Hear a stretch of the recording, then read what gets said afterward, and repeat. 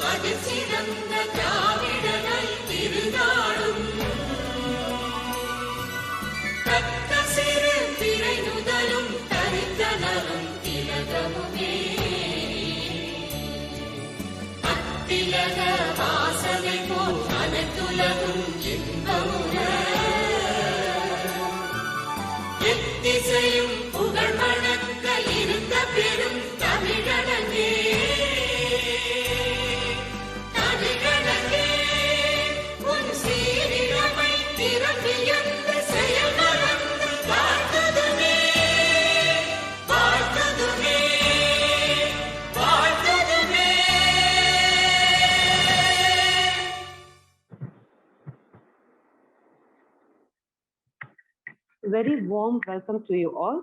On behalf of our management, principal and professor in charge, School of Computational and Integrative Science in association with IQAC, and on my own, it's a great honor for me to welcome you all and speakers from across the country to the International Colloquium on Global Digital Epoch, an IT virtual conclave.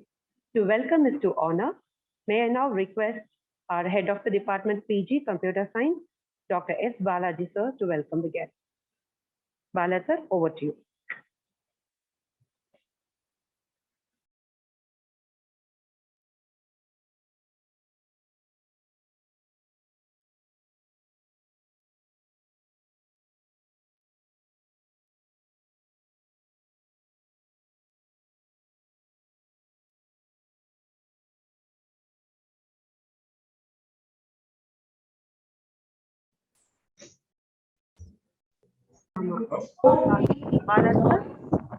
Is it audible? Yes, sir. Yes, sir. Now it's audible. Yeah. Sir, it's audible now. You can start. Okay, madam.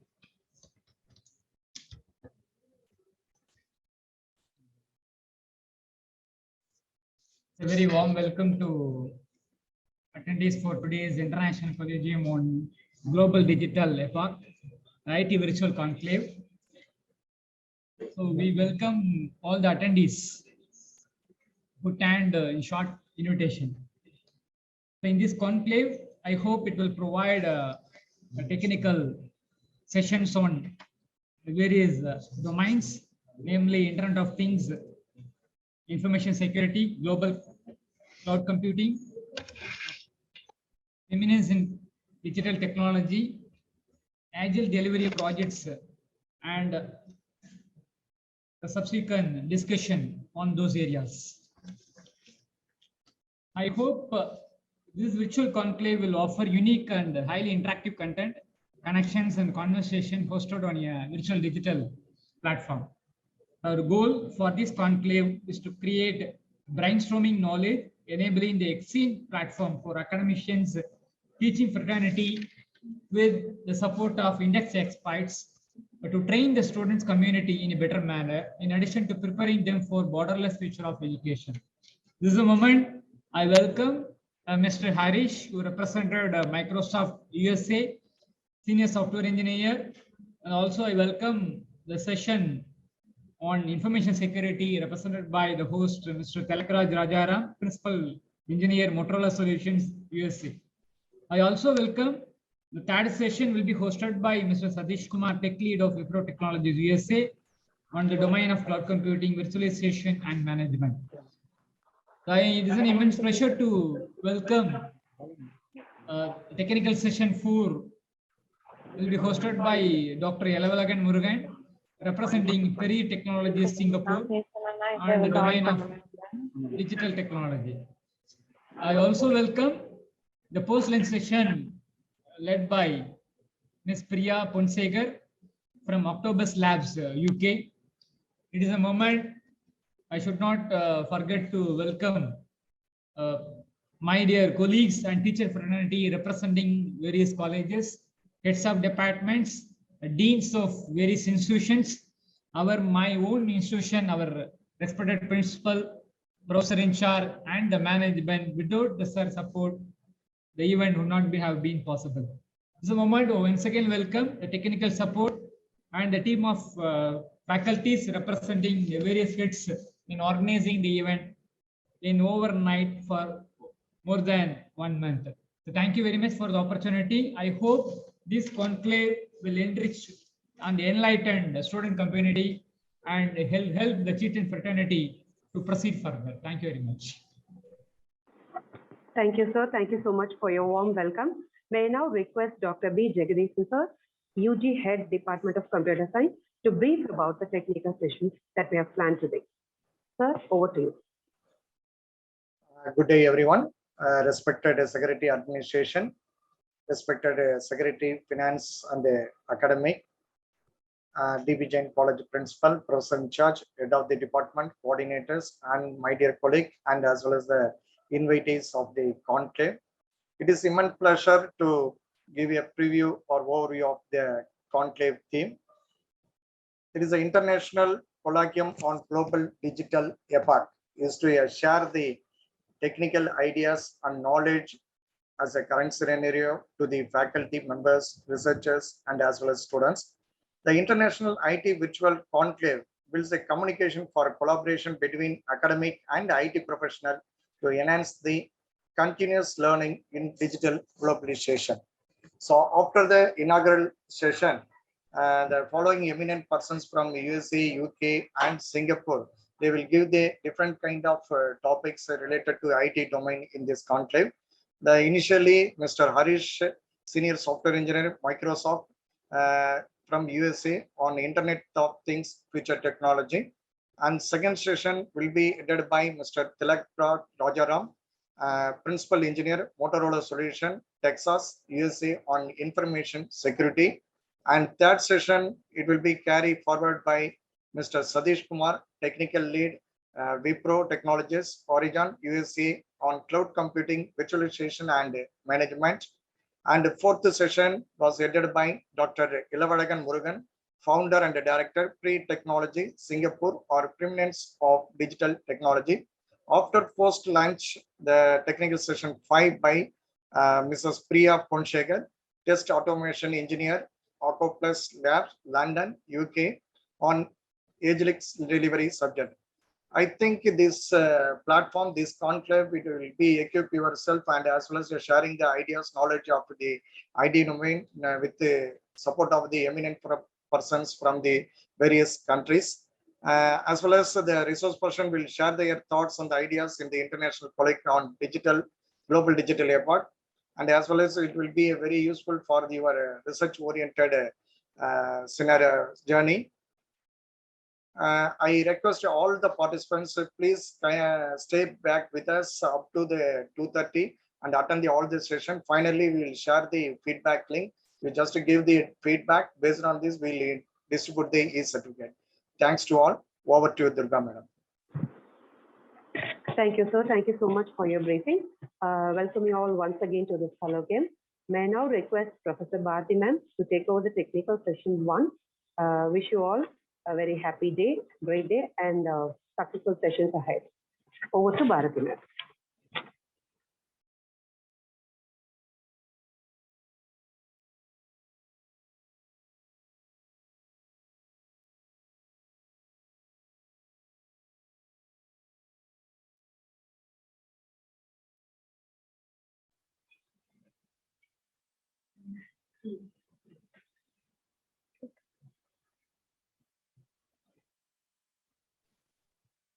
Good day to all.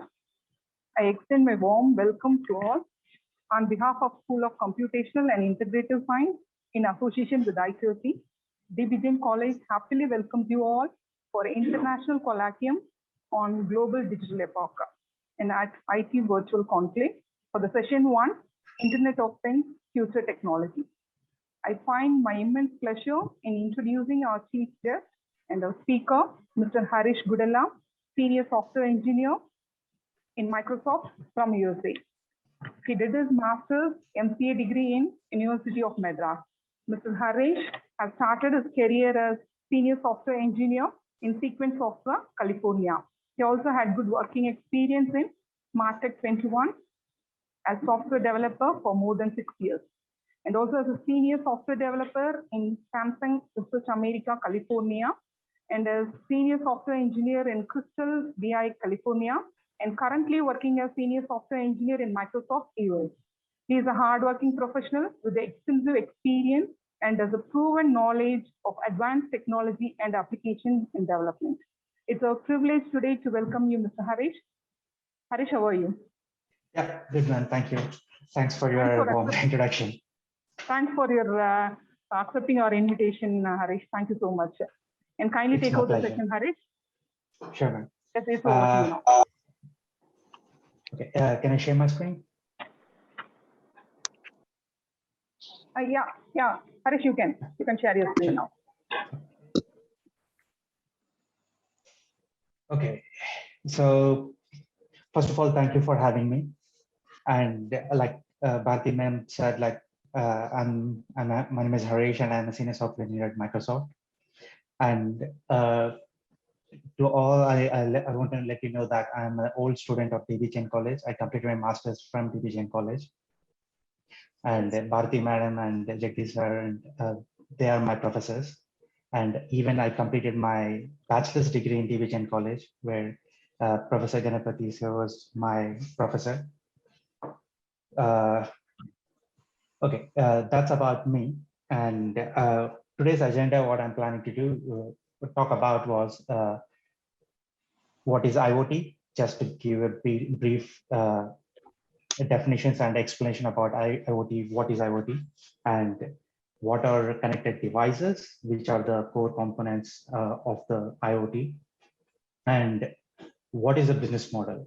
So without business model, nothing can happen. So what is the business model behind IoT and which contributes to the future of the IoT? And the next topic we'll be discussing is the future of IoT. What are the trends, what's happening with IoT, and what we expect in near future. And finally, we'll discuss few use cases and real-time applications or applications we have today and what we expect in near future. Okay, first, what is IoT? So these are the two definitions I found, one from Wikipedia and one from AWS. I'll just read through it. So as per Wikipedia, Internet of Things describes physical objects or groups of such objects with sensors, processing ability, software, and other technologies that connect and exchange data with other devices and systems over the internet or other communication networks. And as per AWS, the term IoT or Internet of Things refers to a collective network of connected devices and the technology that facilitates communication between devices, the cloud, as well as between the devices themselves. Thanks to the advent of inexpensive computer chips and high bandwidth telecommunications, we now have billions of devices connected to the internet. This means everyday devices like toothbrushes, vacuums, cars, and machines can use sensors to collect data and respond intelligently to users. So these are like textbook definitions. So what exactly the IoT is. So before that, we need to understand what internet is, right? So internet is nothing but a network of computers talking to each other, right?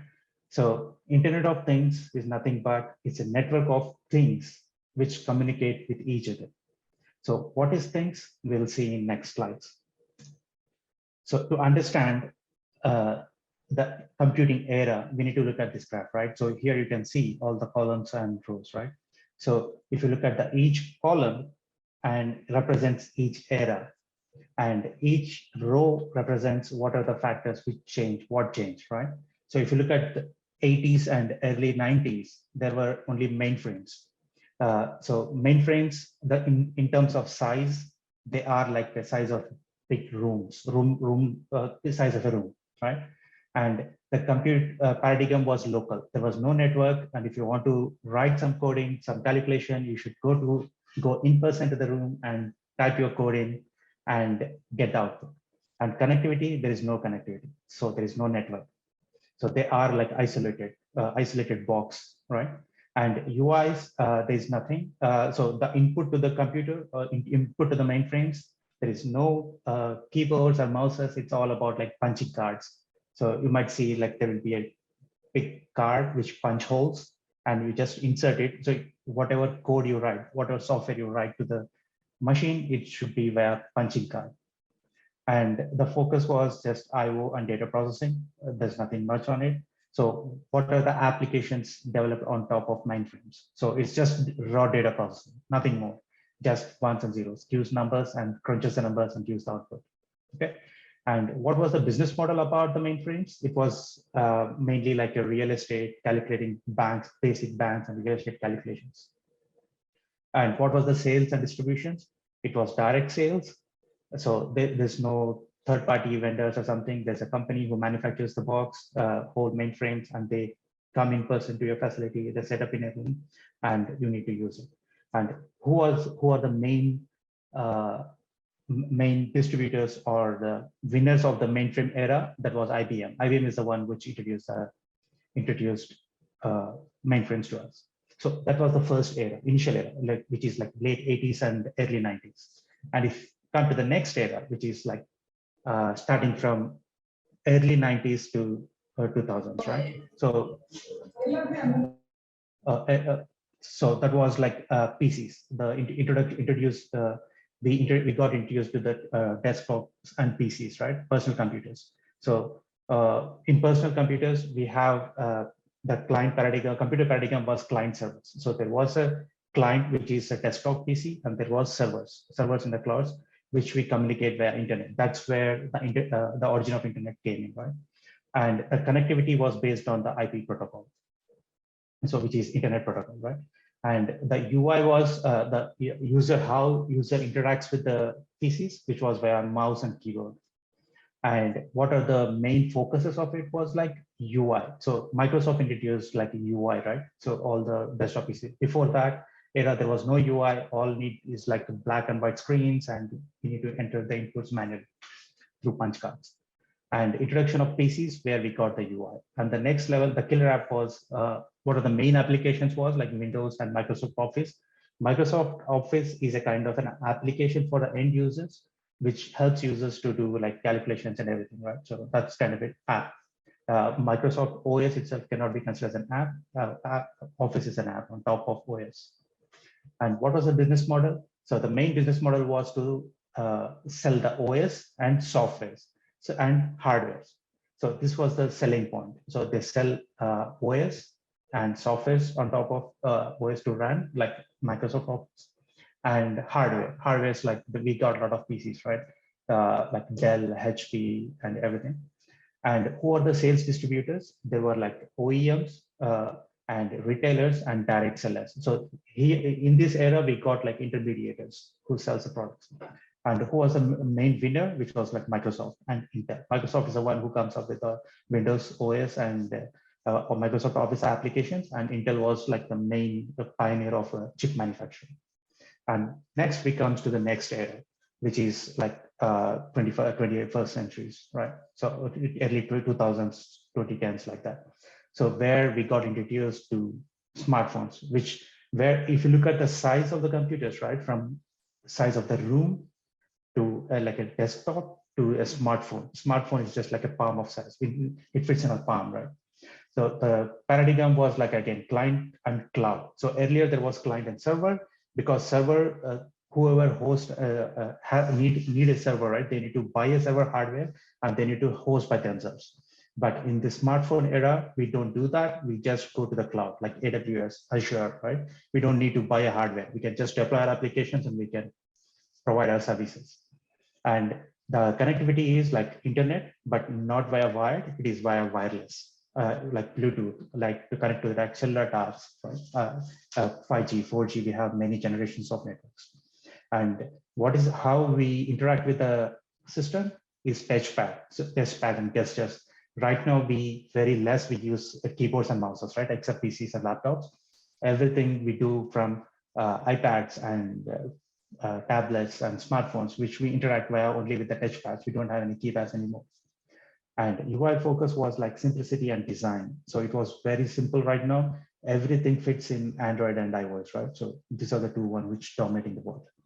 And the apps were like a lot. This a sample is just this an example is a Facebook sample app, but we have like n number of apps. You people might know more than me actually. And in business model, selling apps, hardwares, same, right?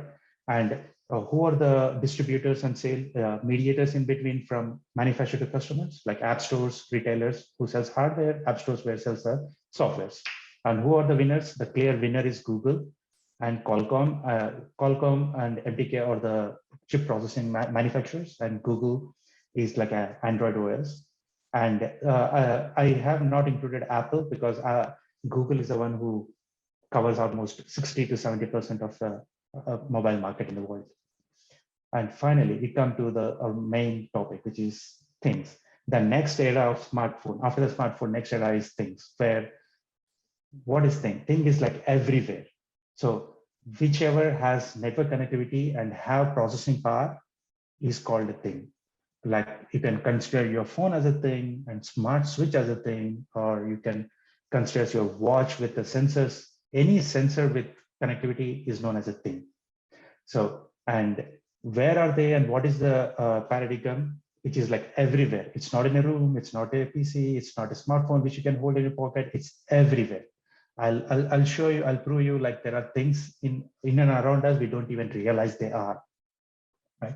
And what are the breakthroughs we have? Right now, how we communicate with the things is like gestures, speaking, and it's based on temperatures, based on light and everything. There is no predefined set of things how we communicate with things. It's vast actually.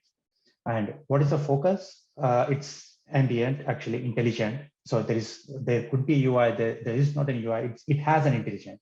So right now, earlier PCs or smartphones, we need to interact with it, and based on that, they respond us. But things, they have their own intelligence and they react based on the surroundings situations, right? And what are the apps, killer apps right now we have? Example is a personal assistant. You people might have saw Google Home and Amazon Echo, which interacts with us, right? So they answer us, though they don't have actual intelligence as such, but machine learning is behind, which imitates, which acts like they have an intelligence. And what are the business models? There are like free, there is no predefined model how we earn money or how we make money off of Internet of Things. It's like huge, which we discuss in the latter section. Right? And sales and distributions right now, we don't know who is the winner or how they are going to be, because it's still emerging market. There is this era is not yet done. We are living through this era right now. So this is the era. So I hope this shows you how we came from mainframes to things right now and what is Internet of Things, right? And if we go to the next slide. So this is the thing, right? So thing is nothing but a digital shadow of a person. So if you look at like the most interesting aspect of Internet of Things in the world of human beings is like right now we are surrounded with everything, right? Everything is a thing. So everything is continuously monitoring us, capturing our behavior and monitoring us and making us comfortable. Right? So what is the main thing, right? So for that, there are anything to be in a market, right? Anything to be developed, right? People need some motivation. What is the motivation? Money, right? So without money, we cannot. No one do any business. No one invent anything just for sake of for time pass, right? The people need some motivation, which is to be a to be like achieve big enterprise empire of empire, build a big empire, right? So the thing in question must provide utility to the human. Then only we will adapt. So if I say something, I have something, right? People will not buy. There should be some advantage they should get, right? So for example, there is a smartwatch. If I say buy this watch, this looks cool, right? People will not buy, but I need to show them what is the value added on that. For example, Apple Watch, right? So if I say Apple Watch, right? People will not buy. Why would they spend like $1,000 on it to buy one Apple Watch, right? But if you look at the features, how it helps us, right? It monitors our blood pressure, it monitors our heartbeat, it monitors how much calories I'm burning. These are all the metrics which I get to monitor my health, take care of myself, right? So this is one example. And next thing, for enterprises, what is the motivation for them to build things and sell it? Main motivation is that it's a shout out, must provide the value to the enterprise, right? So Apple simply is not selling a watch, right? It also collecting metrics on me, right? If I wear a watch, Apple knows like 24/7 where I am, right? What is my health condition? What was my blood pressure? What was my how many steps I took in a day? What was my heartbeat rate, right? Everything, all metrics, Apple has it. So now Apple, or for that matter, any company, Samsung, even I use my Samsung watch, Activewear, right? So even this collects the metrics on me, right? So based on that, they can do a better analysis on human behavior, which leads again to digital marketing, right? Based on that, they can do a targeted marketing on me, right? So that's one of the motivation for enterprises to come into the IoT business, right? So if you look at this from data streams, the implementation of digital shadow, right? We can use predictive analytics to understand people's needs and behaviors better than ever before, right? So these are the another motivation. If you look at this sample, right? So there are portable devices and variable devices and variable sensors, and there are like cars. Nowadays, cars has a lot of sensors, right? For instance, Tesla car, right? Tesla car does self-driving, and Tesla car self-driving will be auto-disabled if it realizes like a driver is sleeping or driver is not focusing. How that is possible? Because of IoTs.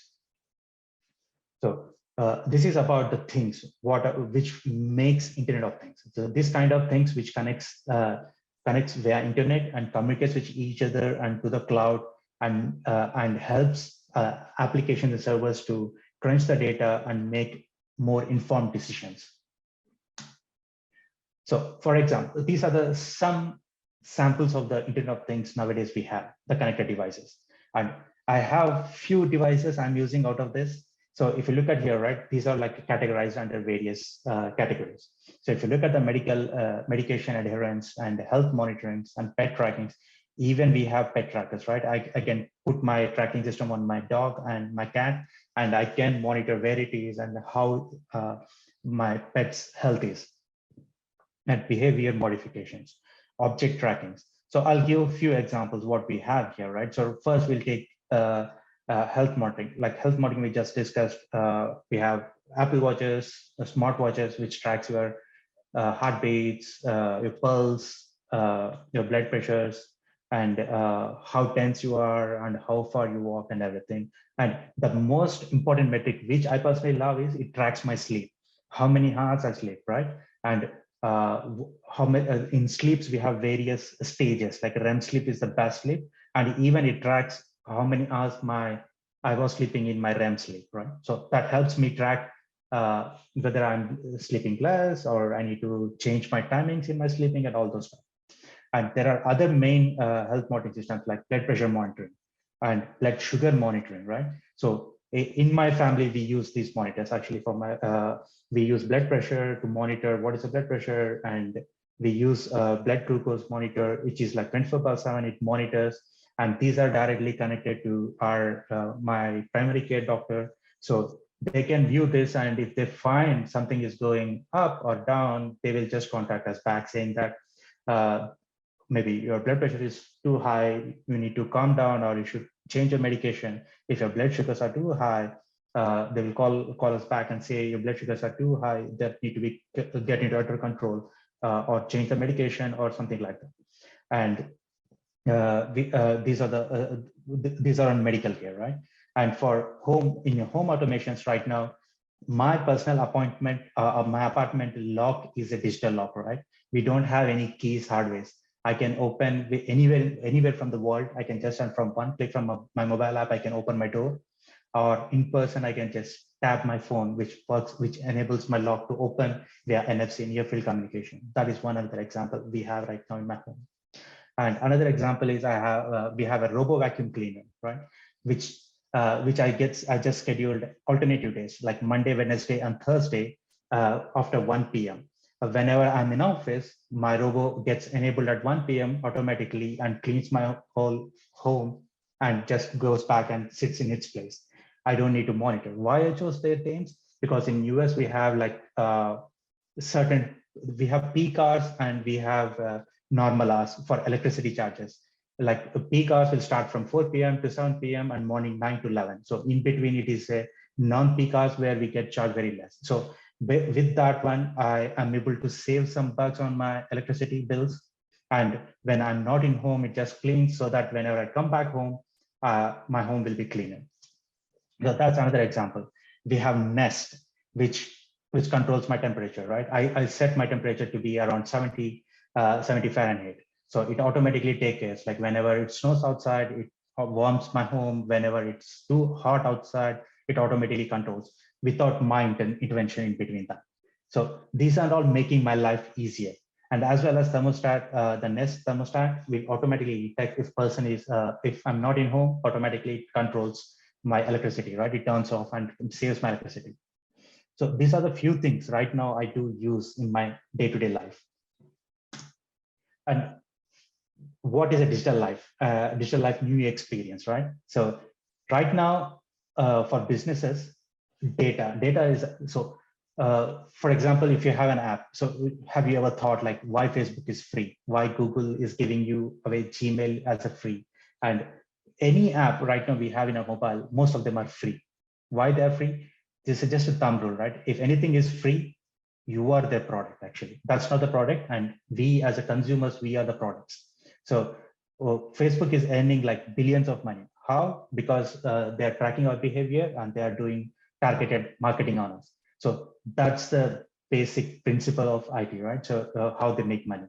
So with IoT, this is what's happening right now. So smartphones, variables, and sensors, right? They are collecting our real-time geo data. Right now, my smartwatch and my mobile, my smartwatch company, where is a Samsung, and my mobile is a Samsung. They do know precisely at what time where I am. And even Google has a history of the day I joined Google till now. Google can pinpoint where I was, like even 5 years before. I don't remember, but they can pinpoint in whole world where I was, right? So that much data they're collecting right now. So data is power nowadays. And real-time geodata, customer information, powerful new solution for users, right? So based on my daily routines, based on my daily workouts and everything, they can do a target adding. And there are, to give you a simple example, right? Here in US, based on if I'm willing to share my smartwatch data with the insurance companies, they are willing to reduce my premium. Why? Because they do know my health tracking, right? They can track my daily activities, how much time I'm spending in gym, how much time my body is calm, like my I'm in normal range, right? My heartbeats are in normal range. So based on that, they can predict like how long I will live, right? How healthy I am.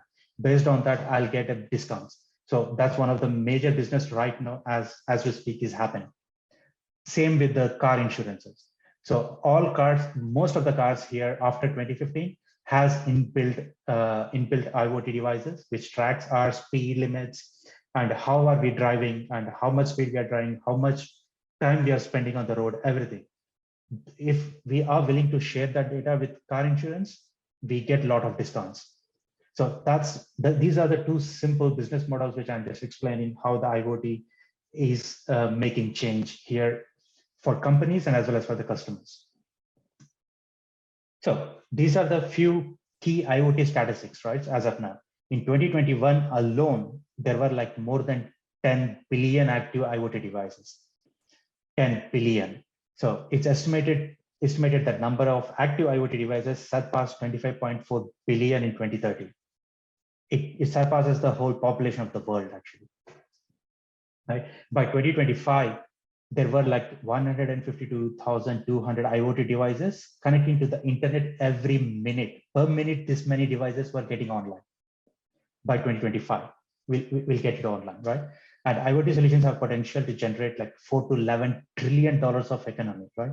So 4 to 11 trillion is just guesstimation. It's not accurate, but anywhere between 4 trillion is a minimum and 11 trillion is like max. It can go beyond that.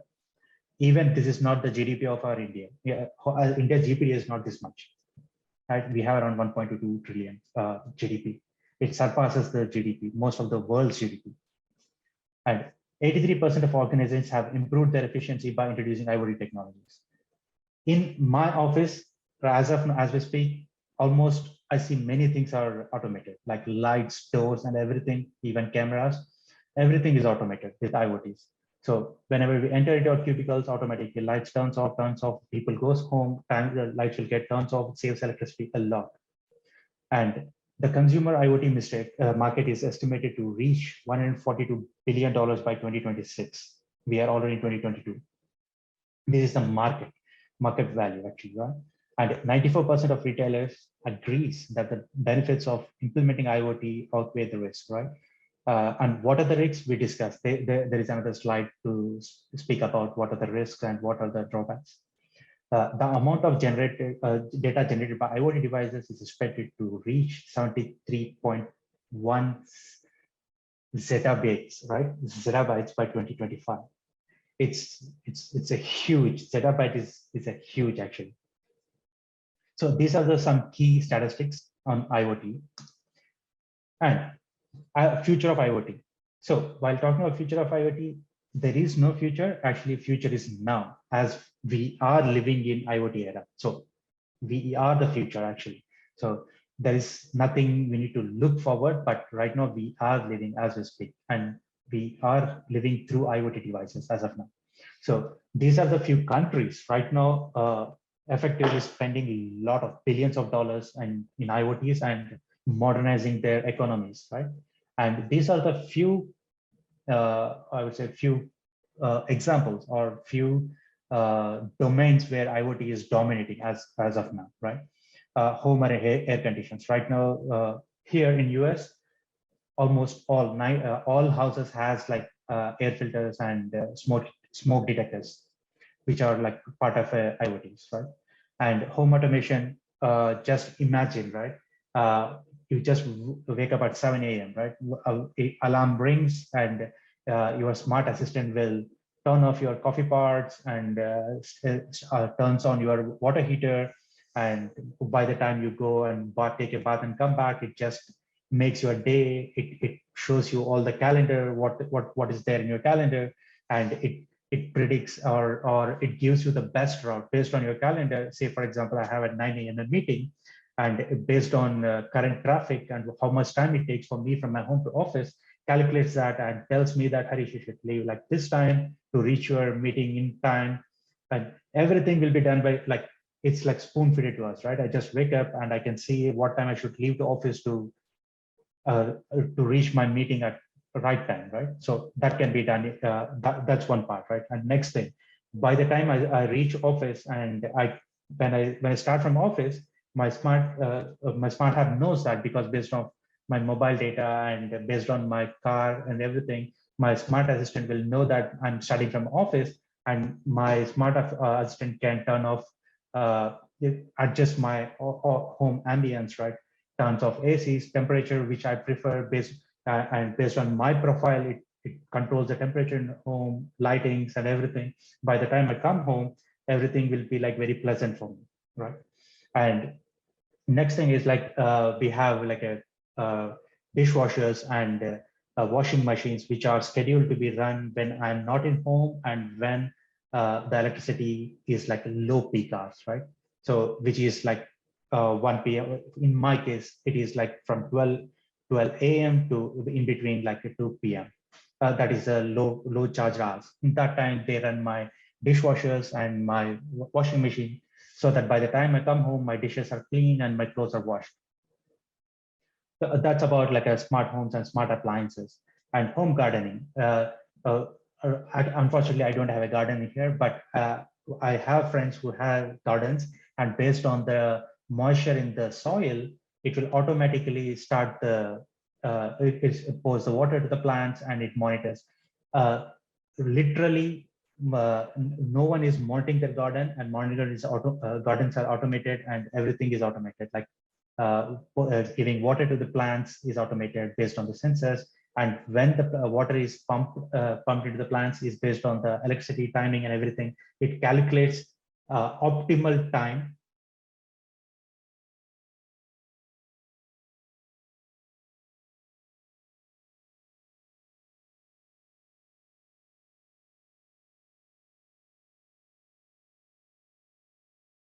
this health bands and medical IoTs are being used extensively to monitor sports, the players' health and their fitness, right? So even in IPL right now, IPL teams are spending lots of money on their players' health monitoring. All the coaches are monitoring their health fitness for IPL teams. And that's the new trend happening in sports and IoTs. And child and elder care, it's like monitoring. So for example, you have an infant in your home and you want to monitor what they are doing, and if at all they're eating something like sand or some unwanted things they're putting in their mouth, that can be monitored. And in the night times when the child is crying or child is, right now we do have a monitors where whenever the child feels uncomfort based on their skin temperature, the machines can track if they're comfort or they're not feeling comfort. That can alert to the parents, they can take care of it.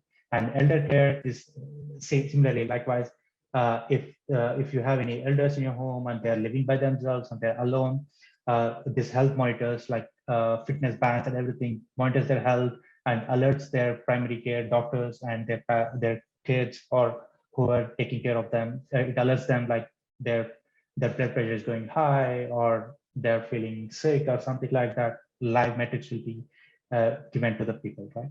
And pet monitoring, similarly, we can track the pets, where they are, what they're doing, how their health is, and everything. And car sensors and cars, we just spoke earlier, example is Tesla car, and even bikes, similar case, bikes do have IoT devices. And what are the another main domain because of this IoT era is booming is open source hardware. So if you look at the computer era, right, they were like Intel and MTech and Samsung and everything, right? They were the pioneers of the chips. And the boom with the IoT, all those hardware patents and everything are getting democratized. So all are becoming open source. So now 90% of hardware you can get in open source. Actually, 90% of hardware is open source. You can just go online and you can download the chip designs and you can manufacture by yourselves. That's another domain which is getting in. And IoT cloud. Cloud, where a lot of money is being spent. Microsoft last year they just committed to spend $5 billion on IoT cloud. And they are giving a very high returns. In our last quarter meeting, Satya Nadella told like IoT cloud solutions are one of the big contributor of our profits. And accelerated programs, there are a lot of programs happening around IoT where people have a lot of scope to build their own applications and sell them and make money. And these are the few domains. This is not the limited. These are the few domains which are right now I can think of. So let's talk about a few examples, right? So first, I cannot talk on all the examples, so I'm just taking only few examples. And if you want, I can talk about more on some other examples. So the first and basic example is smart homes. Like smart home devices are mainly focused on improving the efficiency and safety of the houses. So like devices like smart outlets, monitor electricity usage, and smart thermostat provides better temperature and control. Just we spoke earlier, right? I do have this smart thermostat in my home. And smart outlets, so which I don't have right now, but this is something which is trending here. So all the electricity switches and power sockets will be smart, and they will be smart enough to know like when to turn off. For example, you have a huge light in your hall, right, in your living room, and nobody is in living room, and all went to their bedrooms or went outside.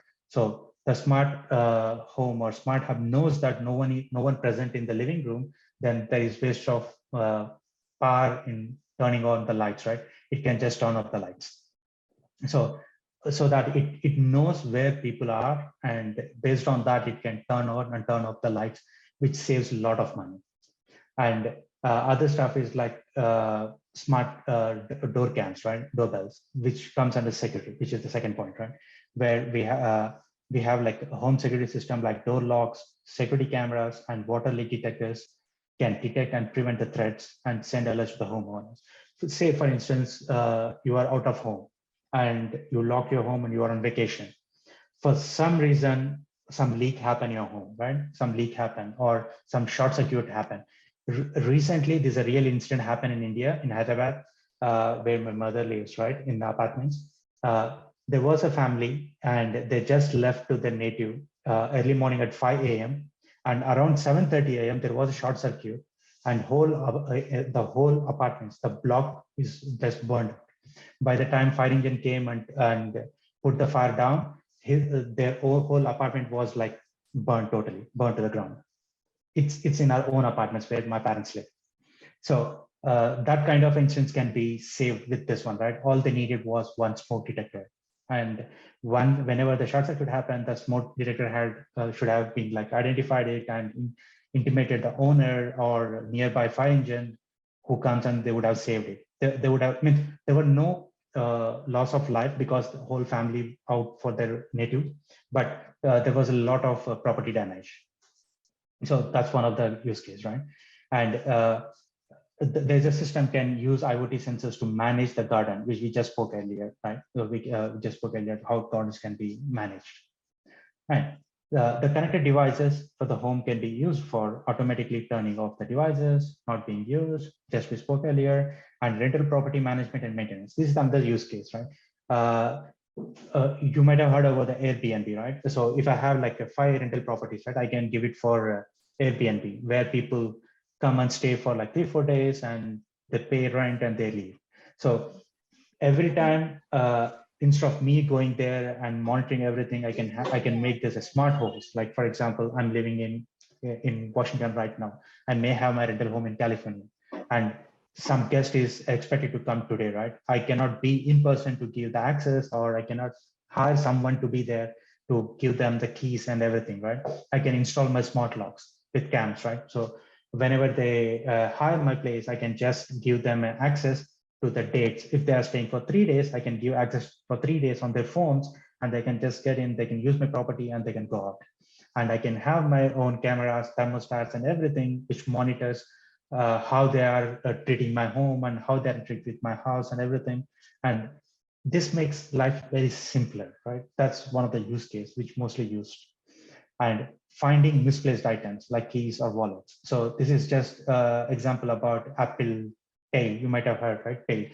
This just will be like a 1 rupee coin size tile. This is a sensor. You can drop it in a wallet, or you can tie it to your pet, anywhere. Based on Apple phone's network, it communicates via Bluetooth and communicates the phone and gives the correct exact location. If I misplace my wallet or my keys, I can just go to my phone and I can check where exactly my keys are located. So that's another use case. And automating daily tasks like vacuuming, making coffee, etc. We just spoke. Right now, I do have vacuuming, which I schedule like alternate days. And the next idea, the big idea is smart cities. Even in India, BJP has introduced to make smart cities, but I wouldn't say those are like smart cities, because smart city contains like IoT applications have made urban planning and infrastructure maintenance more efficient, so that governments are using IoT applications to tackle problems in infrastructure, health, and the environment. IoT application can be used for like measuring air quality and radiation levels. I presume these systems are used in New Delhi in India, where we used to monitor, because New Delhi is top one most polluted city in the world. So we can calculate the air pollution and radiation levels. Based on that, users will get an alert. And reducing energy bills with smart lights and systems, we just spoke earlier. Earlier, we spoke about our home, which is internal, and this is about like our whole city. Here in cities, we have street lights, right? We have street lights and we have floodlights in stadiums and everywhere, which are, as of now, which are being controlled manually. There will be an electrician from electric department who goes early morning and turns on and off the lights, and every evening he goes and turns on the lights, right? So with IoTs, that can be automated. There is no need for any person to spend time on it, and because that's a repetitive task that can be automated, and our IoT devices can take care of it. And detecting maintenance needs for critical infrastructure such as streets, bridges, and pipelines, right? So all can be monitored. As of now, what happens is like we have like a municipality, local municipality or corporation people who goes through the streets and monitors, and bridges are inspected. I don't know exactly what is the time frame, but our government inspects the bridges and pipelines manually, which can be automated using IoTs, so that whenever there is the bridge quality is getting reduced, or there is some problems that can be detected via sensors and can be communicated to the local government, and they can take action. So that's one aspect of IoT in smart cities, and increasing profits to efficient parking management. So I know nowadays in India also we have a lot of cars and we have a lot of parking issues, right? So parking issues can be solved with IoTs, right? So here in US, in Las Vegas, we have parking system. So whenever I enter any parking lot, I can upfront, I know if the parking is available or not, right? I don't need to go inside the proper parking lot, and I need to roam for the parking slots, and I need to find it. And after roaming like it's a huge parking lot, right? If I didn't find a parking lot, I need to go back and I need to search for hours and hours to find a parking lot. Instead, I can just go to an app and I can find in the whole city. Even in San Francisco, we have an app here where I can just open an app and I can find a parking, and it will just pinpoint me which parking lot and how many parking slots are open and what is the price of those parking per hour, how much they're going to charge. This makes simpler for people, so that it reduces the time for people to be on the road and searching for the parking lots, and they can park their car more effectively, and so that it saves time and money. So these are the few examples of smart cities. And as well as we can install the cameras and monitor people, crimes, and everything.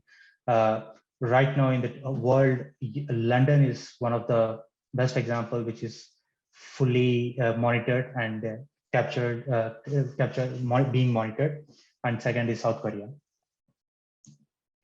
And next, the next main domain is healthcare.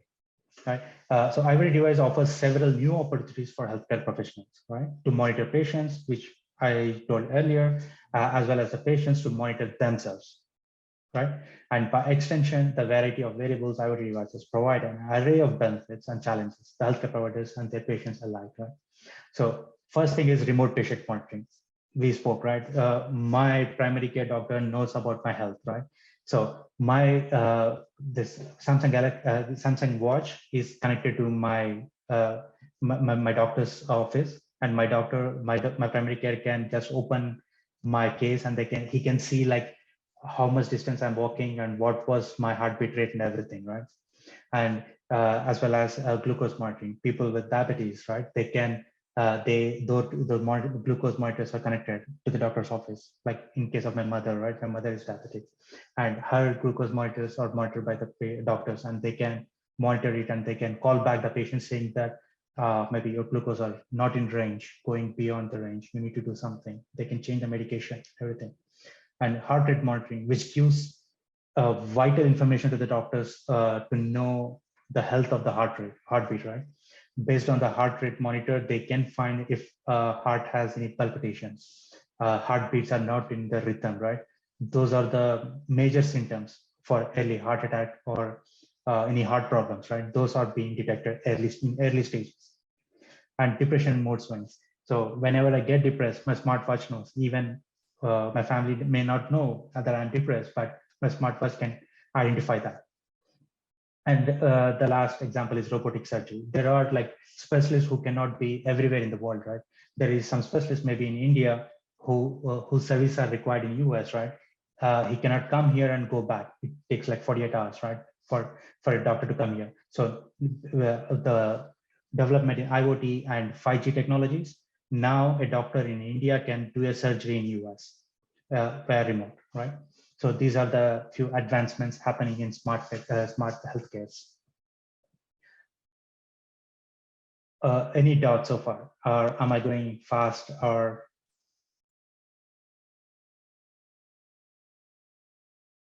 okay, I'll take it that no doubts so far. Okay, so this is a sample of smart city, how it looks and how it should be, right? Like you can see, cloud services is where actual machine learning and AI, all the connectivity data will be sent to. And here we have like intelligent cities, right? Where all cars are like self-driving, right? For instance, I can give a best example right now is Tesla, which is self-driving car, right? So when we take out drivers, human being from the equation of car driving, right? Cars will be more safer, roads will be more safer because 90% of the accident in the entire world happens because of human errors, right? Human errors. Humans are not focused, right? Human cannot focus for more than certain time. People get distracted. People has emotions. People tend to talk, tend to see other side, right? They get distracted easily, where machines cannot. Machines has only one job to drive car and keep roads safe, which they are doing, like Teslas, right? So by having all automated cars, there will be a lot of reduction in road accidents, and more effective in transportation and less time in travel. That makes cars, right? And intelligent medical devices. So devices which track human beings, their health, and they monitor everything, so that doctors get to know like this patient is getting some serious health issues going to get, so they can treat early. And connected ambulance, right? So I can give one example, right? Here in US, one thing happened. A guy who was wearing an Apple Watch, right? He was going on his bicycle. He was going by himself, right? He was in forest, and for some reason he hit a rock and fell down, and his head hit with the rock. So he got unconscious, and his Apple Watch detected that, and Apple Watch called the ambulance 911, and the ambulance came and they rescued him. And finally, they found that if ambulance was not in time, that person might gone into the coma. So Apple Watch saved his life. This was one of the real life incident happened here. It was in news for a lot of days. So that kind of things happens, right? So smart devices can, based on your health conditions, they can call 911 or ambulance so that they can come in time. And sewer systems, right? We can have a sewer systems which can be automated, which most intelligently route the sewers to the proper places for recycling and everything. And we can have automated traffic cameras. Based on the traffic, the signals can be automatically turned into red and green, then they can regulate properly. See, one human cannot regulate, or one or many humans cannot regulate the traffic of the whole city, but a smart computer can, a smart algorithm can control it, right? They can do proper routing of the traffic so that less traffic can. For most part right now, Google Maps does that. So whenever we do, I go into the Google Map calculates the shortest path to my destination based on a lot of parameters like traffic and like road conditions, if there are any road problems or road repairs are going on, or based on any toll gates. If I want to avoid toll gates, that will be taken as one of the parameters. And based on that, it calculates the shortest and best path for my route to my office. And for smart factories, again, the example for the smart factory is Tesla. Right now, Tesla is manufacturing their cars like more than 50 to 60% of manufacturing happens by the robots. Humans are just for mostly for QC and some tasks which cannot be done automated. For that, human beings are working, but rest 50 to 60% of manufacturing is done automated in Tesla. So, and electricity grids can be handled by IoT, which makes effective consumption and better way of how electricity is consumed, how it need to be distributed. That can be done effectively. Human has a limitation, but machine learning and AI don't have any limitations.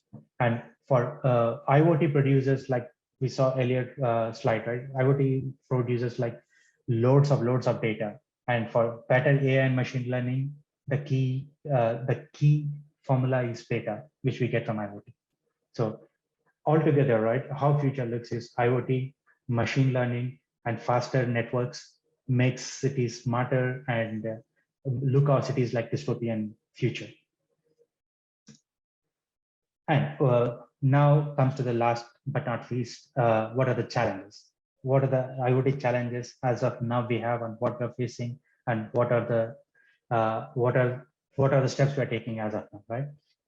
First and foremost challenge is privacy, which is common. If you take IT industry, privacy is one of the common denominator for all, right? So privacy is the key concern of IoT. So since IoT devices are becoming based on open hardware, and there are a lot of people and a lot of players coming into the market producing them, and because there is no proper standardization, there is no proper rules and regulations for manufacturing, right? And most of the IoT devices are coming from China, which is like very cheap, and there is no proper regulation. And because of that, the security aspect of privacy is missing. So for instance, every minute, 50 devices are getting hacked. IoT devices are getting hacked as of now. There is a threat on live site in Microsoft, which is internal site, which tracks live hacking. That's where I can see like each minute, 50 devices are getting hacked, IoT devices. So that need to be changed. That is one of the major challenge, privacy. And next thing is, that is security. And privacy is about the data. So if say, like I said, like I have a watch which tracks my health things, right? And for some reason, it's going to the doctors. And if for some reason my doctor decides to sell the data to maybe insurance companies or to some marketing. So if they sell it to some company, right, some third-party company. Now, for example, a person, say there is X person, right? And X person is being diagnosed with diabetes, say, for example. That's a confidential between patient and doctor. And for some reason, the doctor's office decides to sell it, right? And now it goes to some third-party pharmaceutical company. And they will start targeting ads to this person saying that you can buy this insulin for this cost, right? You can buy this tablets for this cost, right? This is a privacy concern. So one patient's medical history should be confidential, but we cannot guarantee that can leak out, which in IT, nothing is secure. That's the privacy concern. And security concern, we just spoke, like devices are being not properly manufactured, not properly secured. So getting once someone able to hack my door lock, they have access to my entire house. Right? And the third major challenge is standardization. As of now, I would say now there are few standards are being enforced, but I would say like they're not enough. They're not good enough. So we need a proper standardization. For instance, right, for network protocols, we have IP/TCP standard, which defines. For web applications, we have W3 standards, right? They define this is how the HTML page should be. This is how HTML head should be, style should be, and this is how the document should be. And these are the CSS standards. So that based on that standards, the browsers and the PC manufacturers can manufacture their hardware and their OS and software such that based on the standard, so that when developers or application developers build a web page, it renders properly as expected in any device or any browser. So this kind of standards we don't have right now. There is no proper defined standard how one thing should communicate with other thing. So those kind of standards are missing, which need to be standardized across the globe. Which is, so these are the few challenges right now we're facing. That concludes my presentation and my talk. So any question answer? Any questions you can ask me, I'll try to answer them.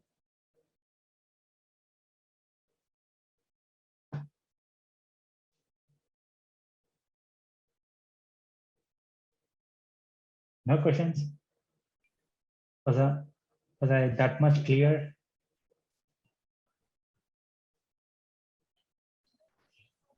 Thank you, Harish, for your more informative about the IoT. Dear participants, audience, this is scholar. Any question, please ask. This is a query session regarding the IoT.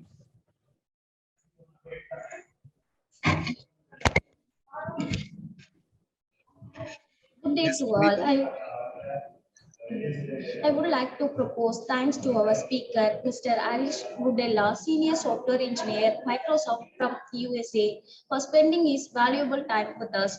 Thank you, Mr. Arish. You gave a wonderful presentation on IoT, the future technology. On behalf of our college and the Computer Science Department, again, we wish to thank you, Mr. Arish, especially for your patience for waiting till your night time, 11 p.m. in unital status for this international event. Thank you so much, Mr. Arish. Thank you to all our academics and the technical experts who has joined with us today. Once again, thank you to all. Now, I request Mrs. Rangalakshmi ma'am and Diana ma'am to take over the next session. Thank you so much, sir. Thank you all. so Thanks much, for having Arish. me. All the best, people. Bye. Thank you, Harish. Thank you, sir. Thank you, ma'am. Good day to all present here. On behalf of School of Computational and Integration Science, in association with IQAC, it is my pleasure to welcome our resource person, Mr. Tilakraj Ajaram, and all participants for this session, Information Security. He is currently working as Principal Engineer at Texas, USA. He has also played many roles like managing cloud application, scalability, video streaming, artificial intelligence, and machine learning in various industries like Microsoft, AT&T, and Motorola. He has completed his degree in Madras University. Once again, I welcome you, sir, for this session. Now, I request our resource person, Mr. Tilakraj Ajaram, to kindly take over the session. Please proceed, sir. Yeah, let me say.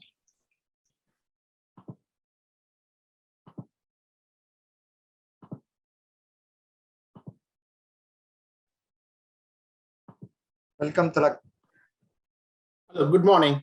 Good morning. I hope you guys can hear me. Yeah. Yeah. Good morning to everyone. First of all, I'd like to welcome you all to the International Colloquium on Global Digital Epoch. Something happening here. I'm not able to see my screen.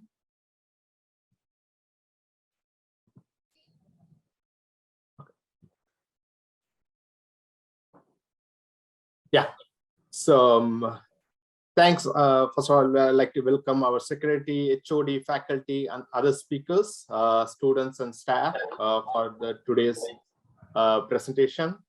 My name is Tilakraj Rajaram. I'm an alumni of DBJain College, and currently I'm working for Motorola. So I work for a team called Watchdog. So what we do is we primarily work closely with all the US cops. When you see a cops wearing the body camera or the camera on their cars, we try to collect those recordings and process those video recordings and collect some evidence, and we run artificial intelligence and machine language on those videos. So that is my primary day-to-day activity, which I do in Motorola.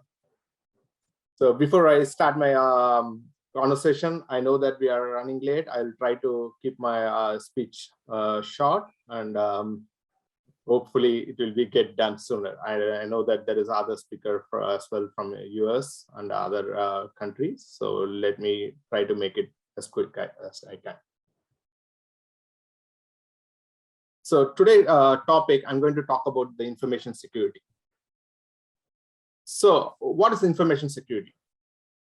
So basically it's protecting information from unauthorized access, right? From unauthorized access from a user, how they use it, how it get disrupted, how it gets modified during the transfer of data, and how effectively we can secure the data. So there is a ISMS, right? The Information Security Management System, which is a systematic way of managing and organizing the data. So how they organize it? Many of us know what is security, what is the information security, and we have read a lot of things like how the data can be secure. But in the real life, when it comes to organization level, what is the difference and how it is different from what we read from a textbook? So one of the major differences, each and every organization, so the previous speaker Arish was talking about, right? Like in case of hospitals, in case of whether it's a government organization, each and every organization collects the data. We cannot handle the same security for in each organization. Each organization differs the data which they collect. When it is a medical record, we cannot, the security is about, we cannot share the information even with the other family members until we get a concerns, all right, authorization from the patient. So similarly, when in the government organizations, when they collect our personal data like social security numbers or whatever, like our other information, PAN information, so those are highly secured. How do you store that information? How do you make sure it is not, data is not getting leaked? So these are, each and every organization have the different way or the different set of handlings which they have to do.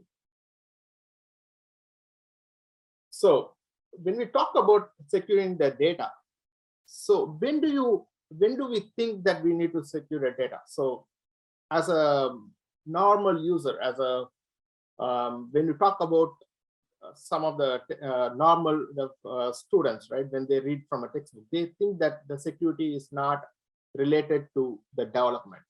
It is all about the firewall and it's about the network. It's not about that. The security has to be implemented at all layers, and even when you store a data, when you try to save a data into some backend systems, or when you try to store the data in, for example, in backend system, any backend system or anywhere, how securely we can store it. And when you transfer a data, it's not only storing. Even when you transfer the data by using any through a web, like any protocols, how you encrypt or how you make sure your data is transferred properly without any interaction, right? The people try to hack your data in the transfer. So how do you handle that? And then obviously while processing the data again. So it's not only at storage, or it's not only at the network level. You need to, when you think about security, information security, you need to handle it in everywhere. The next is who, where, and how, right? So where, who? So who is responsible? Who is responsible for the security? When you talk about on-prem, right? When you talk about what is on-prem and what is the cloud, right? You guys may be knowing it. When you have infrastructure by setting up by yourself, then you are responsible. When it comes to the cloud, the security, the data security, it's a collective. It's a shared responsibility. The user who is going to deploy their content on the cloud, they also need to make sure their data and their system is being secure. And obviously the provider, even the provider can be Microsoft Azure or AWS, Amazon AWS or Google. whoever it may be, they take care. It's a shared responsibility between the user and them. And where it is used, like if it is if you use the software as a service, as a SaaS, then your responsibility is limited. Only you need to worry about the software. And if you use as a platform as a service, your responsibility increases. And if you use as an infrastructure, then obviously, right, starting from OS, updating the OS, security patches, everything, you are responsible. And where do you, on which layer, right? So how do you secure it? On which layer? You need to start thinking about, when you start developing the application, you need to start thinking about security. When you start discussing about the implementation, you need to think about security, infrastructure, design, build, deploy. Every layer, every phase of life cycle, you need to think about security. And each layer you need to consider about the data security. The next is compliance with the law. So it's not only the data we need to secure, or just, oh, now we have authentication, now we are doing the authorization, everything is being set up nicely. It's not only that. Each and every, based on the organization, we have to compliance with our local law as well on securing the data. Each country has a different laws. So some of the common is GDPR, right? General Data Protection Regulations. And then there is CCPA, which is mostly focused on customer data privacy, which is California Customer Privacy Act, and NISR, which is Network and Information Security Regulations. And as we saw, this not only, this is the law, and there is a standards as well, which we need to follow. Like when you develop application, W3 standards for web application development, like everything as a standard. We also need to make sure we follow those standards. The next is the principle of information security. There are three major principles, which is confidentiality, integrity, and availability. What is confidentiality? Not available or disclosed to unauthorized people, entities, or a process. We need to make our data secure. We need to make sure we expose data only to the known or authorized person. Integrity. What is the integrity? The information is complete and accurate. So for example, when you transfer a data, whatever the file you are sending from your system to the user, it has to be the same. The people it should not be corrupted, or somebody should not hijack the data and manipulate it. So that is called integrity. What is availability? The availability is you are trying to restrict, right? Like for example, if somebody trying to hack the system, then immediately you can shut down it. But that's not the thing, right? You are blocking the actual user to view the data. So the solution is not shutting down the system, or if somebody making a constant polling on our server, then it won't be responsive for the actual user. So you need to make sure how you detect that. In the cloud, there is a vulnerability scanning where it can detect that, oh, this is a suspicious request. You can block those requests. So it needs to be proactive in doing those things. How to control the information security? There are three ways to control it. One is preventive, detective, and corrective. How do we prevent? As a preventive measure, what do? You need to have a multi-factor authentication, have a proper firewall. This is just a few of them, right? There are multiple other preventive measures which we can take. And then we talk about detective. So this is intrusion detective system. It's a network security technology originally built for detecting vulnerability exposure on the target application or a computer. So in the cloud, it always detects, right? When there is any suspicious activity, it detects that.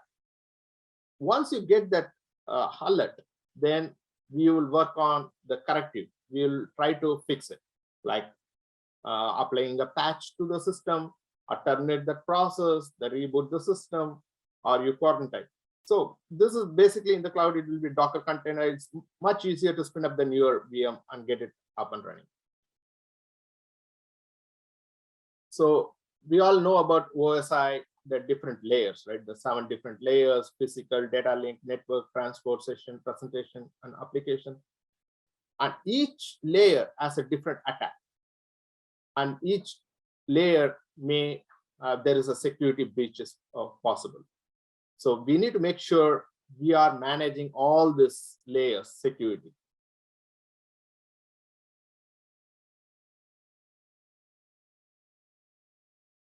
And then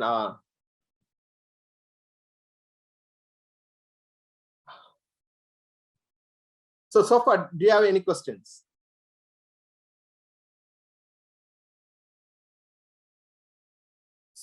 So there is an open system interconnection model, right? Describes the 7 layers, and the system use the communication over the network.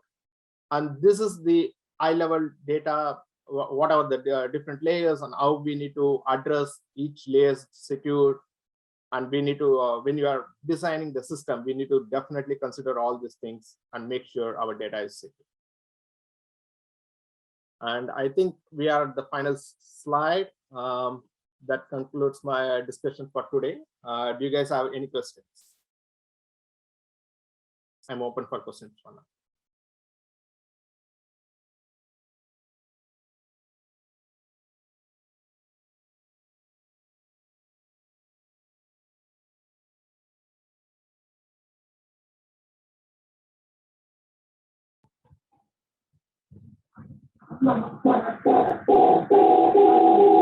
Thank you.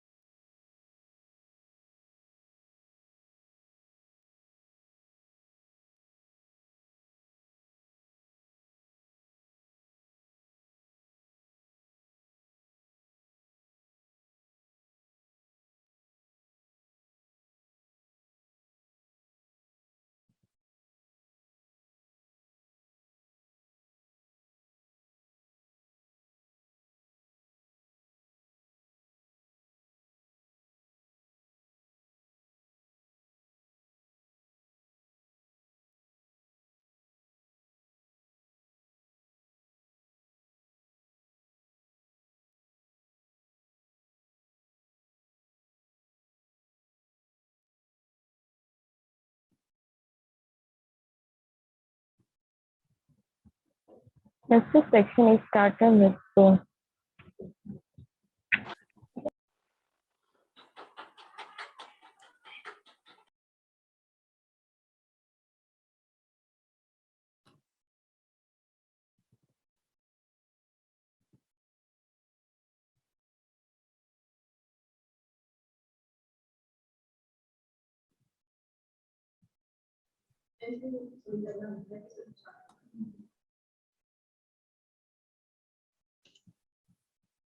Today, on behalf of School of Computational and Integrative Science Association with IQAC, it's my pleasure to welcome our resource. When you're not audible,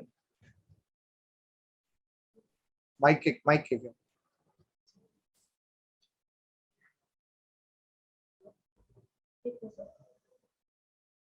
Good day to all. On behalf of School of Computational and Integrative Science in association with IQAC, it's my pleasure to welcome our resource person, Mr. Satish Kumar, and all participants for the session Colloquium today.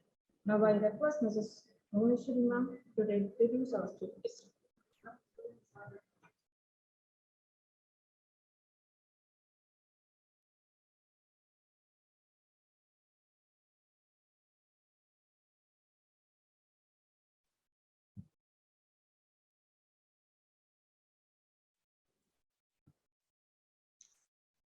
The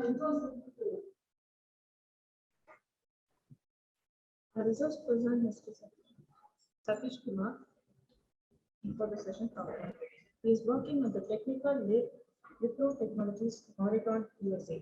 He has 12 years of experience in platforming, development, and platform maintenance. He has various skills in Python, Unix, Tabula, Splunk, Informatica Cloud. He has finished his BSc degree in our college, DBJain College, in the year 2007 to 2010, and completed his MTech Software Engineering and Fixed Planning.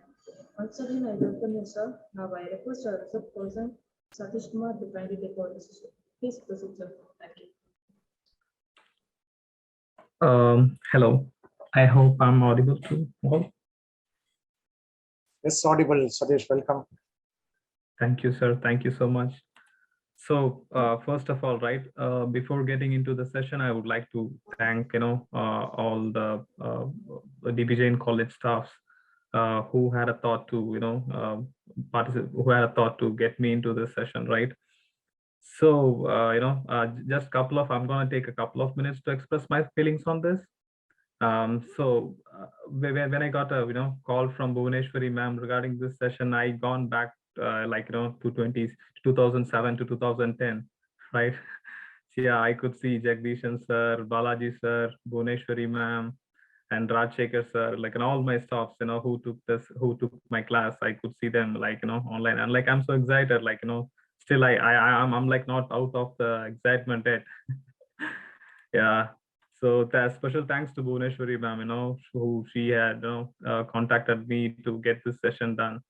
So yeah, I hope my session would be I would try to give my session a short and crisp, so that end of the session, I'm sure that you all will be going with some information, not to the core, in a day, and nobody can learn all in a day, right?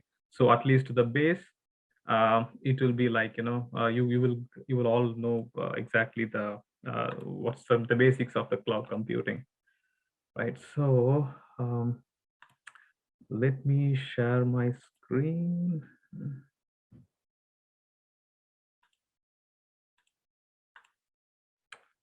Okay, so are you all able to see my screen? Yes, visible. Perfect. All right. So today's my topic is the cloud computing, virtualization, and management, right? So let's see what the cloud is. Oh, yeah. So yeah, what is the cloud? Can anyone say? I need a response from audience. Oh, okay. So yeah, it's exactly what you see on the sky, right? That's a cloud. That's very simple. Oh, wait, I forgot to say forgot to say something. Yeah, you know what? The previous slide was a joke. If somebody is not listening to my conversation, or who is not keeping the laptop on and looking other side, they have missed the greatest joke of this session. So I hope going forward, everybody will be watching keenly in my session. Cool. All right. So before we start about the cloud, right? Let's see what is the cloud. What is the history of the cloud? So when is the cloud started actually? So the cloud, if can you think the cloud has actually rooted from 1950s. Even I was not born by that time, and then was the cloud get started, and the cloud eventually got developed and made a more public when the world invented the internet, and which is 1990s. That was a major step when the cloud moved forward. And then the people thought to think about it, so people were able to, so at that time 1990s, the people were able to communicate to each other with computers, which it got they don't have the physical connection, but through internet they were able to communicate. So yeah, so then the people was thinking if I'm able to communicate to somebody over the the computer, without any physical connection, So is it possible for me to, connect some application on that? That's where the core, the cloud concept coming in, right? So if you are able to access an application from remote, so that's where the cloud comes in, right? So yeah, so the Salesforce was the first company to take an advantage of this concept, and around the year 1999 they have implemented the Salesforce as the software as a service deployment model. So what is software as, so I will eventually explain you what is a software as a service deployment model is. So, but it is, I would say it is kind of, accessing a software from remote. Let's say, yeah, the Zoom is the best example, right? So we all are connected to the Zoom, like we don't have any the physical connection to the Zoom or something. We just download the app or just connect it and we communicate to each other, right? So yeah, that's where that's where the software as a service implement model has been implemented by the Salesforce. So next major step for the cloud is 2002, when Amazon internally created a cloud. So the Amazon basically created the cloud within the the Amazon company to make their employees to communicate, connect, and share across the work in a real-time manner, so that people can work from a remote. Let's say a person is working in America, another engineer is in India, and another person is in the UK. Cloud internally as a first, but around after that implementation, they seems to be having the greater benefit out of that clouds. So they have introduced the AWS cloud in 2006, is a public cloud environment in the market. So from then till now we have the AWS as the major cloud provider. We still have the Azure and the Google platform, but currently if you see the AWS is the #1 in the cloud provider, with lots and lots of application to support and all the stuff. So that's where the history of the cloud begin. But now where we are heading and where we are now. So you might have been heard about all the future technologies like the augmented reality, artificial intelligence, IoT, the name, whatever you mean, whatever you name it, everything is a cloud, right? So without cloud, it's it is not going to happen, those things are not going to happen at all, right? So the cloud has evolved in such a way that all the upcoming or the major innovations or all the major technologies using the cloud. That is the basic the history of the cloud to start with. Let's see. So yeah, so I have told about the history of the cloud and all the stuff, right? So let's see what's the cloud, what is the cloud technology altogether. So Satish, you are speaking about the cloud, you are cracking some jokes at the beginning of the session which we didn't understand, or you missed to make us laugh. Yeah, I know that. But yeah, what is cloud altogether, right? So cloud is basically, I would try to give you a most simplest way to understand the cloud. It is an on-demand IT services, right? Which includes an analytics, the database or networking services. You can store everything, that's what the cloud is. But the one interesting part about the cloud is you can pay, as you go pay, as you go pay. That's a term they use for the cloud. So that is one of the main advantages of the cloud as well, because you don't need to spend amount on something where you are not regularly using it, or when you are not using at all, no need to spend money on that. Whenever you use, you just give the money. That's the pay as you go model. That's the main motto for the emerging cloud technologies. So let's have an example, right? So I would give an example let's say a student from a DBJain college is undertaking a tuition for maybe 10 kids. And let's say DBJain college has the skilled students, right? So they train the kids the super way, and then those kids are getting the state level ranks, and then he gets popular. He is most popular in that area. Then what's the kids' parents gonna do? They're gonna bring more kids to them. So now he has like around 20 kids in the class. So he is trying to manage it. But the difficulty comes to him is like, when he collects the fees, all the kids are not going to pay the fees on 1st of every month. Some would pay first, some would pay on the 15th, or some would pay at the month end, So he need to keep track of those informations. So what he is trying to do is he is trying to create an Excel sheet, right? So he's going to try create an Excel sheet and to store all these data. Okay, so then again he got like he got a super hit, and there were like few more state ranking students coming out of the tuition. So now he had become like more popular, right? So more students are coming in. Let's say now this time he had like the 500 students. So he don't have a home space for accommodating 500 students. So eventually he has to create a place where he can accommodate 500 students. And he gone like an all over India popular, and like from India he's going like an international. So his business is growing and growing. But do you all think that he still need to use the Excel sheet or just a book and paper to write on his things? No, right? That doesn't make any sense. Like, see, that's what it is. Like he need to store it. He need to have the more effort into it. Like each and every day he need to enter the data, or he need to have the reading materials for them, right? So just imagine like how complex it is getting, right? So that's when the cloud technology comes in. So let's say if the same this guy he heard my session, right? So we had a session today and he heard my session. Oh yeah, Satish told about the cloud technologies. So why can't I try that? Yeah, he got a click, and he just went on, and then he tried to he had purchased some cloud from vendors, and he had a session set up.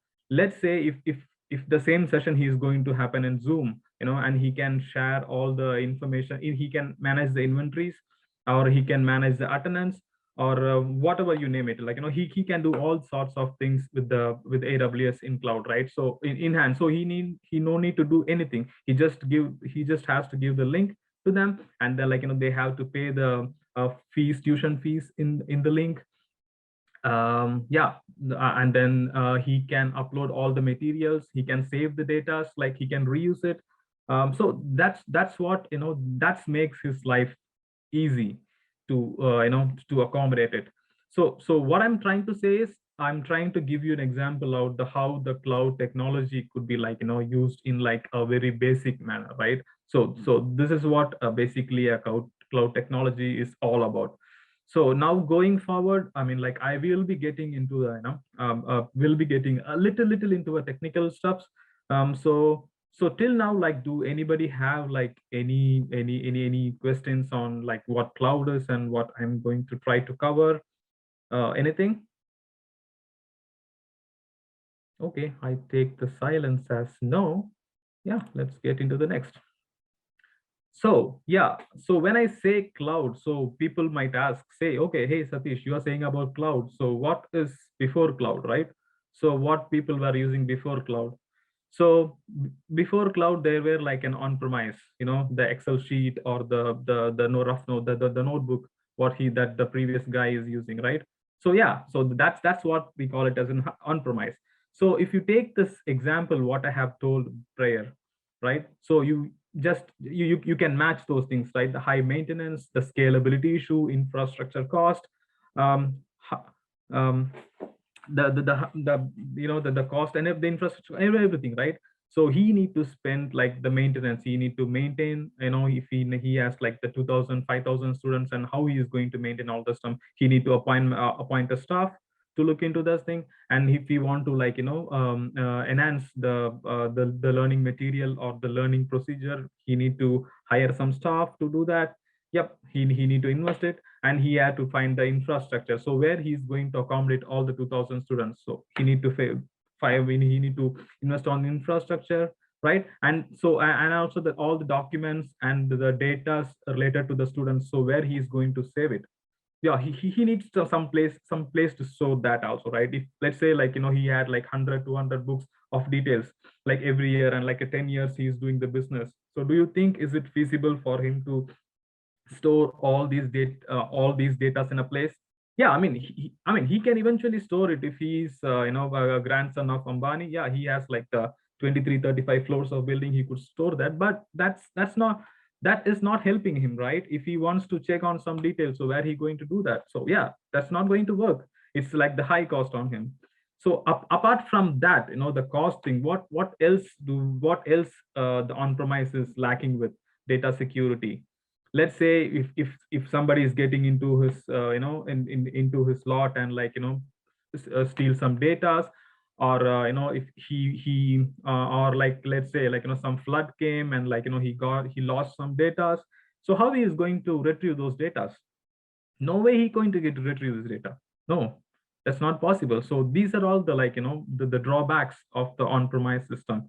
So when we switch to the cloud, so what all things we have spoken about, the on-premise disadvantage. So that's going to be the advantages of the cloud.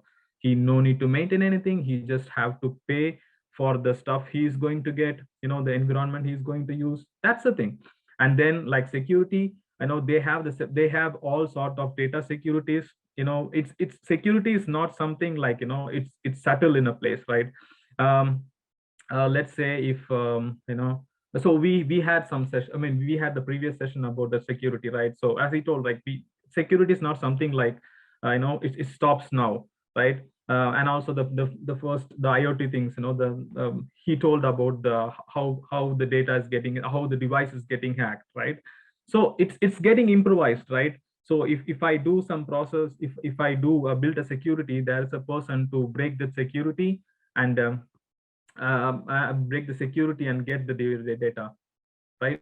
So kind of that, it's going to build, but the cloud, what it assures you is it's going to give you it's going to give you the best possible security. It has the latest, it provides with the latest updates on the security. If you are taking care of your own environment, then you have to purchase the software and you have to do the installation and you have to maintain it, and you have to see if any breach is there, and if there is a breach, yes, you need to do all sorts of things, right? So with the cloud in place, you don't need to worry about it. You just have to pay for them, right? So whenever you're accessing it, just pay for them. That's it. And if at all, like, let's say if any disaster is happening, right? Let's say, Chennai used to get, the floods around like December month, right? So let's say we got some big flood, I mean, just an example, I don't want Chennai to get flood again, right? So yeah, so if that's kind of a case, if you are storing your data in like a particular data center, let's say you have a data center in Chennai and like it's got flooded, it had some corrupt, and you may not get the data, or like if you want to get the data, it needs some time to retrieve it, some fix it and do the process and all those things. But in cloud, it's a distributed system. You can save your data like a multiple availability. So let's say you have your data center in Mumbai, and you can have the same data center in United States, or like in Australia, or like in China, anywhere. You can save your data, copy. Like if any disaster happens, you have the access to your replica of your data, right? So that's what the main difference between the on-premise and the cloud is. So after speaking about the cloud and on-premise thing, right? So let's see what if you are going to, so okay, so Satish, you have told me about all these, the advantages, disadvantages, what cloud is. Okay, so tell me what I have to understand to start with the cloud. If I have to start with the cloud, so what I have to look into it. Yeah, so that's when the structure comes in. So basically the cloud is divided into two models. One is the deployment and other one is the service model. So deployment model is basically, it is categorized into 3 layers, which is a public, basically categorized. It had like 4-5 layers, but these 3 layers are like kind of, the basic categorization. So you have like a public, private, and hybrid. And similar way, the service. So what kind of service model you can apply? It's like then IaaS, which is like infrastructure as a service, and then PaaS, which is the platform as a service, and then SaaS, which is the software as a service. So in the upcoming slides, I can explain you, a little bit more about, I would brief about, all these deployment models. Okay, let's see the fancy slides, right? Cool. So yeah, so as I told you, the deployment model has like the three divisions, which is the private, public, and hybrid. So let's see like what exactly the public does and what exactly the private does and what exactly the hybrid does. So in this scenario, let's take an example. If you want to go to a destination A to destination B, now you have like three modes of transport. You can use a public bus, you can use a public transport, or you can use your own your own vehicle, or you can hire a cab. So when you go in the public bus, right, so what happens actually, you are not maintaining anything. You just have to pay for the the destination charges. Let's say it's like a 10, it costs like a 10 rupees to go from destination A to the destination B. Yeah, you just pay the 10 and you enjoy all these, that's what, you no need to worry about it. The other things like the bus, the maintenance of the bus and the fuel and the engine check, those things are done by these three guys. uh, I mean to say, basically the team does take care of it, right? So now next, when you move to the private, so what is a private? So if you want to go to the same destination from A to B, and you don't want to be disturbed by anybody, you are pretty uncomfortable with traveling with others, you want to go all alone, yeah, that's where you choose a private model. So in private model, you have your own network, right? So nobody else can access that network. That's your own private network. And the thing is that you have to ensure to do all sorts of settings, and and the maintenance of, they give you the private network, but it's like you have to take care of all the other stuff, but in public it's not the case. So you need to what to say, you need to compromise some public benefits, the public network benefits in when you go to the private, but still you can utilize the cloud benefits, like the scalability, the resource sharing and leveraging, virtualization and all those things. Those benefits you can still benefit out of it, but it's not as easy as the public one. So now now it's the third one, right? You still want to have your the private thing, but you don't want to take your own transportation. So that's where you book a cab. So which means that you are going to pay for the destination you are going, and also you are not in the public, you have the option of your private thing, right? So when these both combines, right, it's basically the combination of the public and the private. Because in some applications or some projects, it is we cannot have everything in public or everything in private. It should be kind of an hybrid system, so that's when the this hybrid things comes in. Let's go to next. Cool. Now it comes the service model. So as I told, the service model is the infrastructure as a service, which is IaaS, and PaaS is the platform as a service, and the SaaS is the software as a service. Let's see, like, I try to get this beautiful image from Google. So thanks to Google. So this picture, explain this looks simple, but this explains more, and like, you can easily understand what what each these modules does it, right? If you see the if you see this infrastructure as a service, right?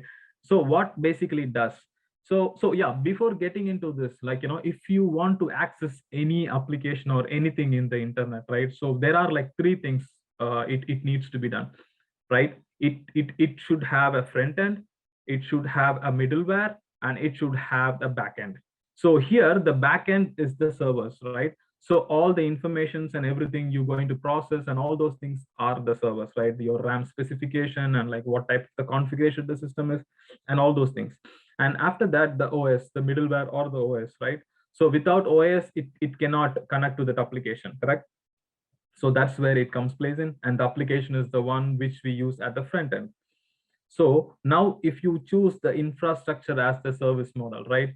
So what the providers is going to do, they are going to provide you the servers.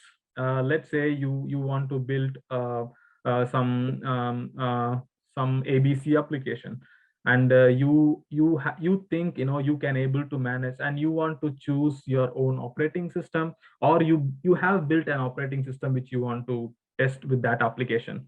So in that case, you can use you can get the infrastructure as a service from the providers, and then on top of that you can install your OS, and then connect your application, which means that the server level detail, the configuration of the server and those things are maintained completely by the providers.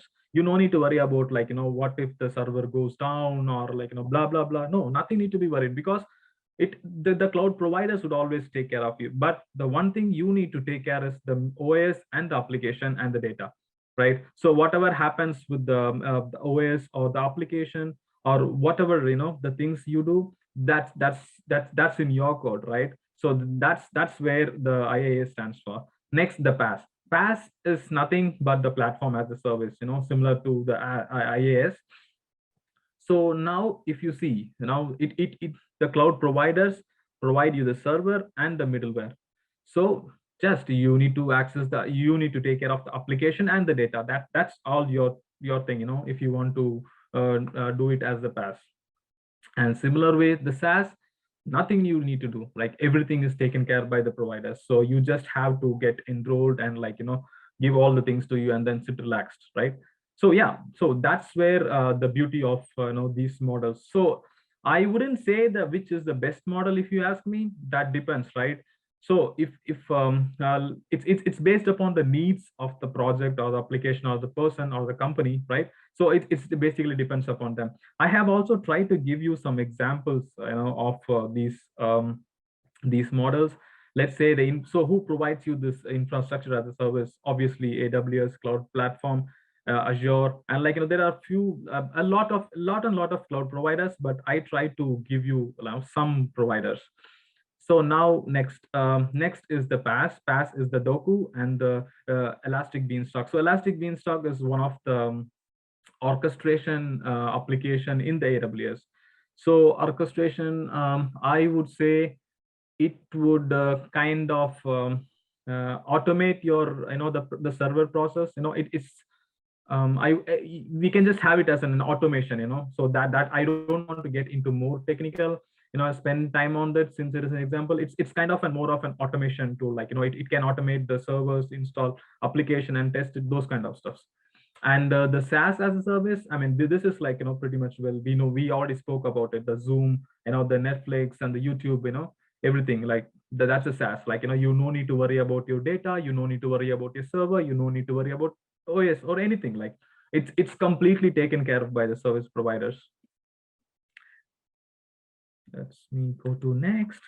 So yeah, so then next it comes the benefits. So Satish, so everybody would ask, right? So Satish, you explained me about all these things to me. So can you tell me what all the benefits we are getting out of the cloud, right? Yeah, that's a valid question. I would like to answer that. If nobody is asking, I prepared the slide for that. Yep. So let's say the scalability and versatility. What does that mean, scalability and versatility? Scalable, and which means that if you purchase, let's say if you're purchasing a server, if you purchase a cloud from the provider, and you have the configuration as some 100 GB RAM, 100 GB hard disk and 6 GB RAM, and eventually your inflow to that server is, the data inflow is getting bigger and bigger, and you ran out of a space. So what are you going to do? You just have to click, and then you have your extra space, right? So the scalability is as simple as that. It's literally you have to go to your cloud provider thing, and you have your all the settings, and you have your let's say you have your the cloud what you brought, right? You have the settings, and then increase, and then you how much you want it, you want to get 1 TB or a giga or 1 GB or 1 TB, whatever it is, you have to just leave it and click it. And then the one thing is you have to pay for that extra cost, but yeah, but that's going to be as simple as that, right? So that's the beauty of it, right? So everything comes in this click, right? And then now it's like there is like no restrictions, right? You don't have any restrictions on creating like what kind of space I want, like how much you want, like you can create like how much ever space you want it, right? So you can, if you don't like you feel like I don't want terabyte, I want like petabyte, yeah, go for it. You have an option there, but the thing is that you have to do the cost. Yeah, that is one thing. And as we all as I told you, the infrastructure cost reduction, let's say if you want, yeah, we can take the same example what I discussed earlier, when I was saying about the kid, the kid who's like tracking all his details and saving it in the Excel, or like creating a bunch of books and saving it all things. So that you don't need to worry about that infrastructure cost, right? Or if you want to create a new a tuition building to accommodate all those 500 2,000 people, no, that's not necessary in cloud, right? So yeah, that way you can reduce the infrastructure cost. So defense, backup, recovery from a disaster, this we already covered it, right? How you can back up the data loss if you have any issues, or like if you are in any corner of the world, it's all the data, all your data is in your fingertip. Like if the one thing is that you need to have a very good internet connection. If you have that internet connection, yeah, yes, you have all your data. Like you no need to worry about it, because it have a facility to save all your data in like across availability zone. Availability zone in the sense, it's kind of a data center where you have a multiple places, you have a data center, like you can save like let's say we can have a data center in Chennai, we can have a data center in Mumbai. If we have the data center, you can save your data in those multiple locations, in order to get, if there is any disaster that happens, you can recover your data still. And then privacy and safety, as he told, every time the privacy and safety things are the concern, right? So they would be keeping your data safe from the latest threats, right? So it's happening. It's not going to stop. Obviously, I don't think there is no way to say that yeah, we are like completely safe and there is like no data theft is happening.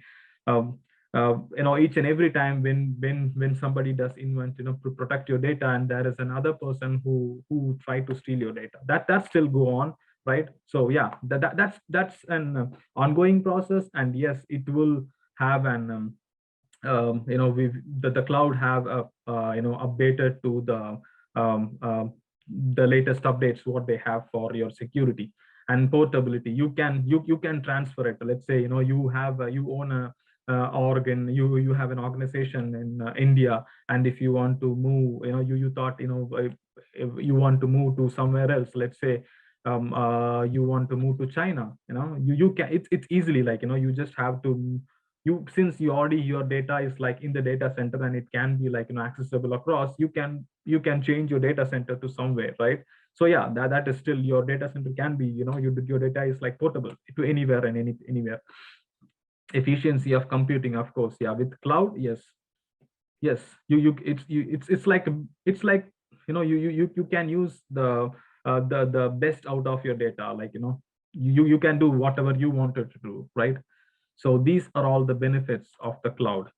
And yeah, there comes the disadvantages. So any application or anything, you don't have only advantages. There are some disadvantages in any sort of thing, right? Even starting from this to this, right? Anything have the advantage and the disadvantage. Whichever you say it is the best, it still has a disadvantage, right? So similar way, cloud is also having some disadvantages. Yeah. So let's say cost. Yeah, so cost is one thing. Let's say like another example, like if there are some cases you still have you still see an efficiency in on-premise thing, right? You don't have much things happening, you don't need to maintain anything in cloud. Let's say if you are managing your budget, right? If you are managing your budget and you want to save it, you can still use an Excel, or like we have another like on-premise things, you could take care of it. You don't need to buy some easy to instance, or like some S3 buckets from Amazon or Google Cloud or anywhere, right? So that is I won't that kind of things. And migration, yeah, if you are going to migrate from an on-premise to a cloud, to some extent it is good, but in most of the cases it is based upon your, the requirement or your organization, it is going to be a much difficult. And I know it is going to have some lot of cost involved in it during the migration. But once you migrated, it is eventually going to get, the cost is going to get reduced from your infrastructure and all those blah blah blah. But until then, the migration is going to cost. So now then the trust issues, right? So when the trust issues comes in, let's say I have a cloud, I'm getting the data from, let's say Jagdishan sir wants to save his data in my cloud, right? So I'm the cloud provider and he purchased, okay, so, hey Satish, I want to keep my data safe, can I use the cloud? Yeah, sure, you have to pay me, sir. Then he pays me, and then like I give his cloud, yeah, it's done. So let's say next day, Balaji sir comes in, like, he say, hey Satish, I want to have I have to place this in the cloud. Yeah, okay, yeah, sure sir. And I just get the money and then I place it. And then like next day, let's say Rajshekhar sir and Bhuvneshwari man, everybody comes in, like, and ask all these things. So like I get the money and I store them, the data at the cloud. But sometimes then let's say our Balaji sir has like the most sensitive data of all, since he's HOD, right? So he has the most sensitive data of all. And then, he has a trust issue comes in. Hey Satish, I have to ask you a question. So I'm sharing the same cloud, like others, but I have a trust issues, like, since I'm sharing the same cloud, what could be the data lake, what could be the issue? Like, what if my data leaks? It's going to be an issue. Yeah, that kind of situation comes. Yeah, that's where it's not, it's not the kind of a case in all times, but yeah, sometimes the trust issues comes into place, right? So yeah, that's the one thing. And another thing is the humans and mission resources. Let's say, as my friend who told about the IoT, right? IoT session. So he told about the Tesla factory. So he mentioned about almost like the 60 to 70% of the factory is totally automated, right? So which means that with more and more cloud emerges and the more technology emerges, it is going to, the manpower is going to get reduced, right? So that is one of the disadvantages of the cloud, with having the respect to the human race is getting more and more population, but the technology is making things to, less man work, that's one thing. And the next thing is the government restrictions on the availability zone. So what it means is, so some countries have a specific, specific needs. They don't want to send the data out of the country, right? Let me say, yeah, I have a good example. Let's say Nityananda wants to store his data in Kailasha, but unfortunately, I don't have a data center in Kailasha, and he don't want to get his data leaked out of Kailasha, right? But I cannot help him on that, right? So I cannot build a data center in a day, but he don't want to do that. In that kind of scenarios, yes, that is, that cloud is, that's kind of a disadvantage, not a complete disadvantage, but that's how it works. But it's a disadvantage, in some cases, right? So that's what the disadvantages of the clouds I would be saying in this session. Let's say, so now we're getting into we just covered almost our overview or the brief of the cloud, right? So now we are going to see like what are all the cloud technologies, like so Satish, you say cloud and AWS and Google, right? So what is it like, or is it like a specific application, or it is what it is, right? So obviously everybody would have that question. So if I have to say, these are all the the terms of the technologies. Like basically, if you see edge is something like the advanced form of a cloud, I would say. Yeah, as my friend was saying, the IoT, how instantaneously that the other guy who an Apple Watch saved his life, right? So it's kind of a cloud, it's kind of an edge computing, which means that you get the data like instantaneously, like all the smart devices use the edge computing, right? So that's the future of the cloud. that's where all the clouds are going to get. So we still would be using the regular cloud to do the analytics and all the stuff. But if I want to go to the AI, the augmented reality and all those things, they need the result like instantaneously, right? So that's where the edge computing comes in. Yeah, that's one of the top cloud technologies which is getting emerged. And then the serverless. So serverless is basically the cloud itself, right? So you no need to maintain any servers, manually to do it. So you just have to buy it and use it. And then like, if you don't want it, you can just scrap it. No worries, right? So yeah, so then SASE is like the security access service edge, which is I would say a security framework when you access your data, right? So that's one of the emerging cloud technologies. People are like investing more on the as the security aspects. It's basically a framework to work with. And next is the cloud migration and the data privacy. So this is one of the major stuff, because like nowadays, like almost every organization is trying to migrate almost every aspects of their on-premise system into cloud. So when they do it, their cloud is on air. Like, I mean, their cloud is on online, right? So they need to do a proper protection of the data, and they have to secure it, and they have to do a proper migration. Because if I migrate A from on-premise to cloud, it should not show it as B. It should show it as A. It's still. So that kind of like migration and the data privacy. That's a vast it's a very vast topic to cover it. But yeah, to be brief, that's what that's one of an emerging technology as well. And the other one is the automated cloud orchestration. So cloud orchestration itself is an automated process. So I would define it as like an automating the automated process, right?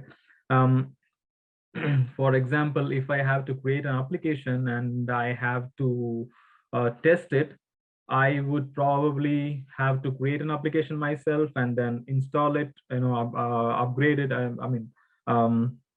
Migrate it to online, migrate it to production, and then I would be checking it, and I will be checking the connections, and I would see if users are able to connect it, right? So all these, let's imagine like all these things are like happening with one automated process. That's where the automated cloud orchestration comes in place.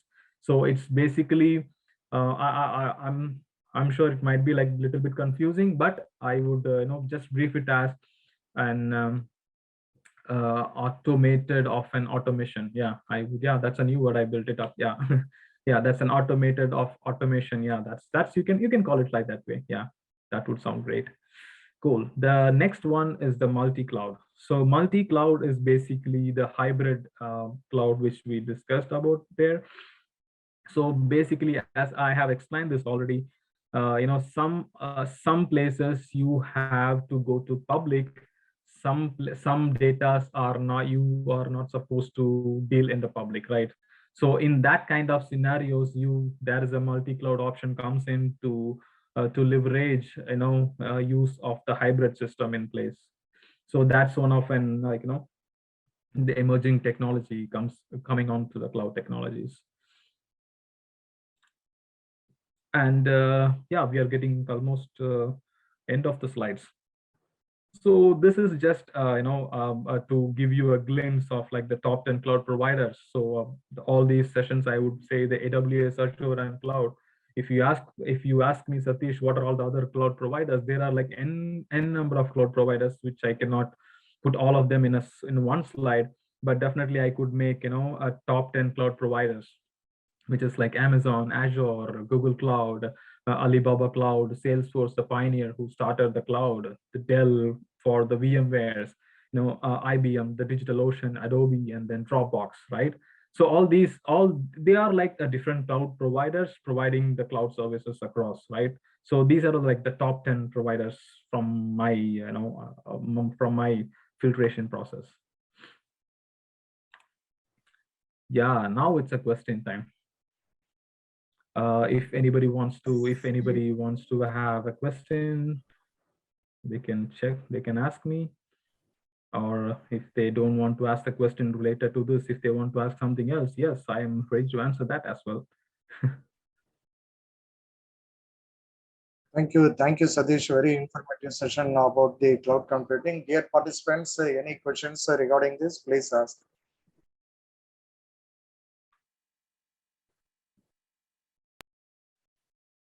Now I invite Professor Purneshwari to deliver the vote of thanks. Thank you, sir. On behalf of School of Computational and Integrative Science in the Association with IQAC, I thank you so much, Sadish, for your great sessions on cloud computing. This is really many thanks for you accepting our invites and honoring us. We got the more knowledge about the deployment services, service model of cloud computing. Thank you, Sadish. Thank you so much for accepting this. Thank you so much, ma'am. And I would like to say one more, thing I forgot to mention you guys before it. Maybe maybe nobody knows it. Only my buddies in college buddies knows it. Like I used to, when I was doing my BSc Computer Science with the DBJain, I used to, I'm the one who used to prepare the conference room for any special guest comes in. And I used to, make the chairs, arrange the chairs, and put on the mics. Sometimes when nobody is in the room, right, I ask my buddy to take a picture with holding the mic, where nobody in the conference room.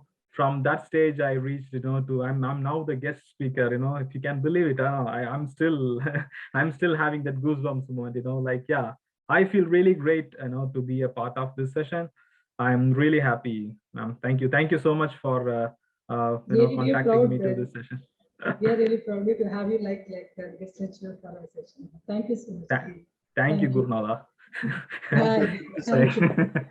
Thank you all. Now I hand over the session to Mr. Karthik sir for the next section on the premise of digital technology. Karthik sir, the session is handed over to you. Thank you, sir. Next, I invite technical session 4, Dr. Ilavalagan Murugan from Singapore, founder and director, World Technology Private Limited from Singapore. Now I invite Professor Karthi will give you an introduction of the chief guest of this session 4. Karthi, over to you. Oh, thank you, sir. Thank you, Jagdishan, sir. Am I audible? Yes, audible. Okay. So, hello, everyone, and welcome to today's International Conclave. I would like to introduce our speaker, Mr. Ilavalagan Murugan, founder and director of Pearls Technology Private Limited, Singapore. So, he is a research scientist and entrepreneur by profession. He has completed his bachelor's degree in industrial biotechnology from Anna University, and he did his master's and PhD from Singapore universities. So he has published many papers and given various lectures and presentation all across the world on various topics on chemical and biotechnology, green technology, diagnostics and research. So he has also given various talks in the field of science, arts, and theater. He serves as independent literary assessor for National Arts Council, and he is a member of the Tamil Research Network under the National Library, Singapore. And he is the deputy program director in the Centers for Singapore Tamil Culture. He has received many awards. Recently, he was awarded with the Kannadasan Award in the year 2015. So it's our honor and privilege to have you, sir, with us as an international speaker. We would like to hear from you, sir. Over to Ilavalagan Murugan, sir. Thank you, Dr. Karthik, and thank you, Dr. Jagdishan. So can I share my screen? Yeah. Okay.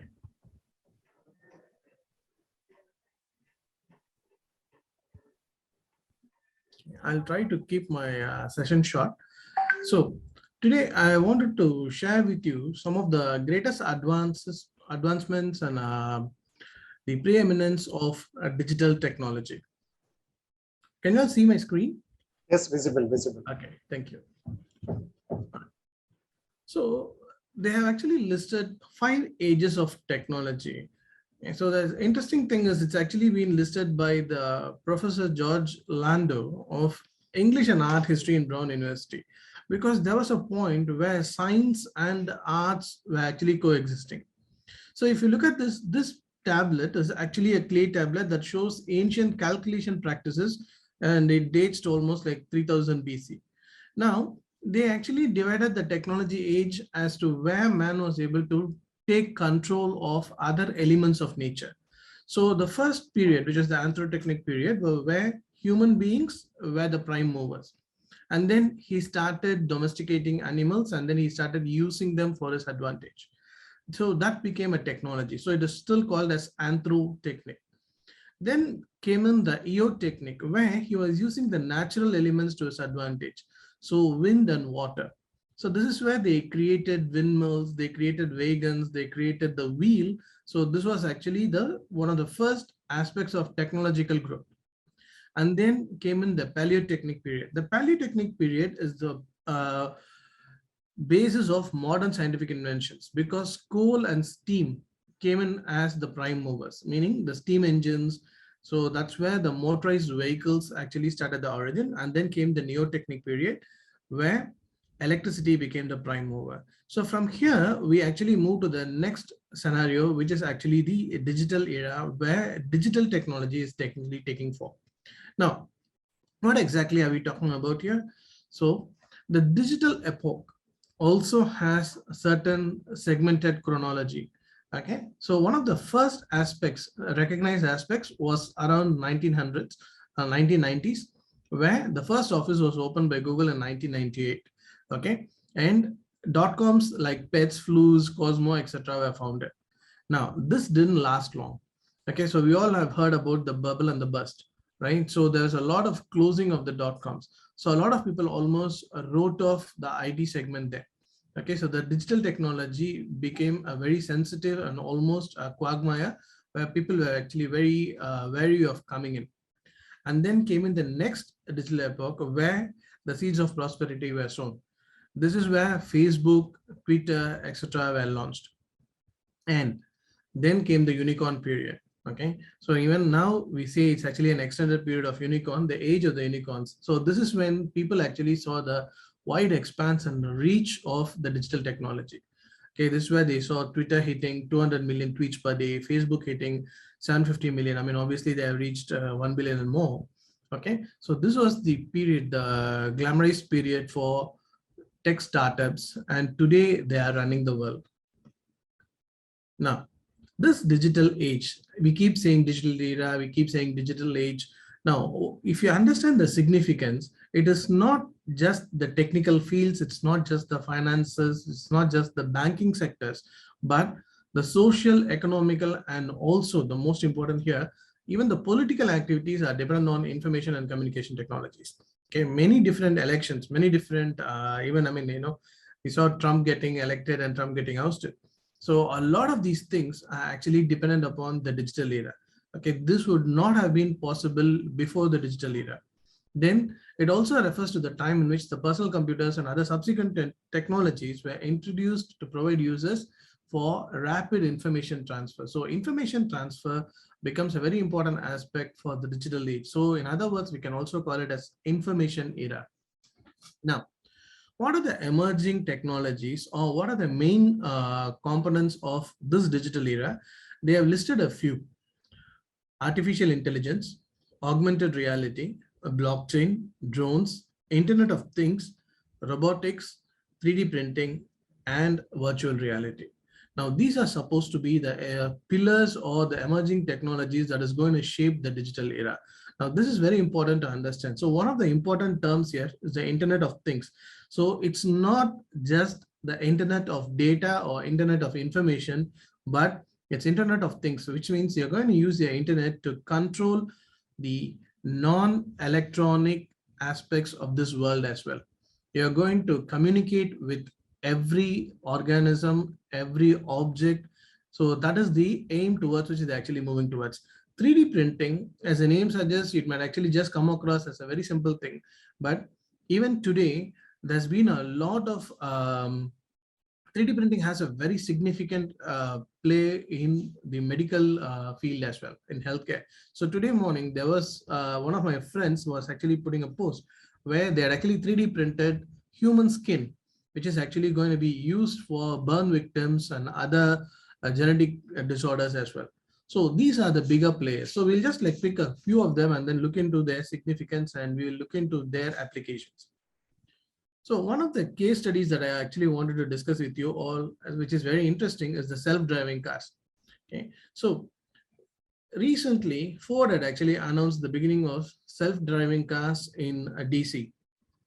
Okay, so and they actually worked with Argo AI. So they are an autonomous vehicle technology company, and not just Ford, even Volkswagen has actually like joined with them. And now these self-driving cars are actually in the streets of Miami and Austin as test drives. And the bigger player has also like entered this game, Google. All right, so how Google's driving technology is going to change it? So some of the things that they've adopted here. Okay, so if not for technology, it would have been just based on human instincts. So here they have actually incorporated these concepts from human instincts, the front crash prevention systems, blind spot detection, lane departure prevention, and as well as rear crash prevention systems. So these are being incorporated in these self-driving cars. So if you look at them carefully, in fact, there's a YouTube link. Maybe if anyone is interested, they can actually visit it, where they can actually show you the live demo of these cars on the roads. So they started this project around 2009. Okay, and in 2016, Waymo is actually part of Alphabet, the Google's parent company. So they also facilitating car sharing. Now, if you look at this aspect, okay, so the self-driving cars facilitating car sharing is going to have a lot of economic as well as environmental impact as well. So it's going to reduce the number of cars on the road. So because of this AI technology, it can actually like give you a proper matching of the different riders who can actually share these cars. And also they are expected to create an 800 billion worth of opportunities by 2050. So this is a huge market, which is actually at the beginning stage here. Now, as we keep talking about the digital technology, one other keyword that you are going to keep hearing again and again is the metaverse. So I'm sure most of you might know what is metaverse. For the uninitiated, I just wanted to give you an idea. The entire term meta is around Mark Zuckerberg announcing Facebook's parent company, which is Meta. Okay, so everything surrounding Meta is going to come under this umbrella of metaverse. So that includes virtual reality, augmented reality, smart glasses, social media, and of course, the most important and interesting topic for a lot of people, cryptocurrency, where I'm not going to go in detail. Then the metaverse combines these moving parts to create a powerful tool for businesses and marketers alike. So we need to understand the role of the digital age with metaverse as one of the important tools and players. Okay, so as they actually call it a social technology company, where it will change the way people work, socialize, and experience the world around them. Now, so let's actually see how the digital age and the metaverse are playing very important roles in healthcare and later education. So one thing I wanted to talk about, okay, so healthcare takes a very important role in the recent times because of the advent of the pandemic. Okay, 2.5 years, we have been like, put in a cage that is just the entire globe was imprisoned in this cage. So one important innovation that really got us out of this cage were the vaccines. So one important player in the vaccine production is a digital technology. Okay, so if you look at this, before the COVID and before, artificial intelligence and machine learning have already been introduced into the development of vaccines. But if you look at this in the last 2 years after COVID, you can actually see the incorporation of artificial intelligence and machine learning have actually gone up, okay, by a very significant percentage.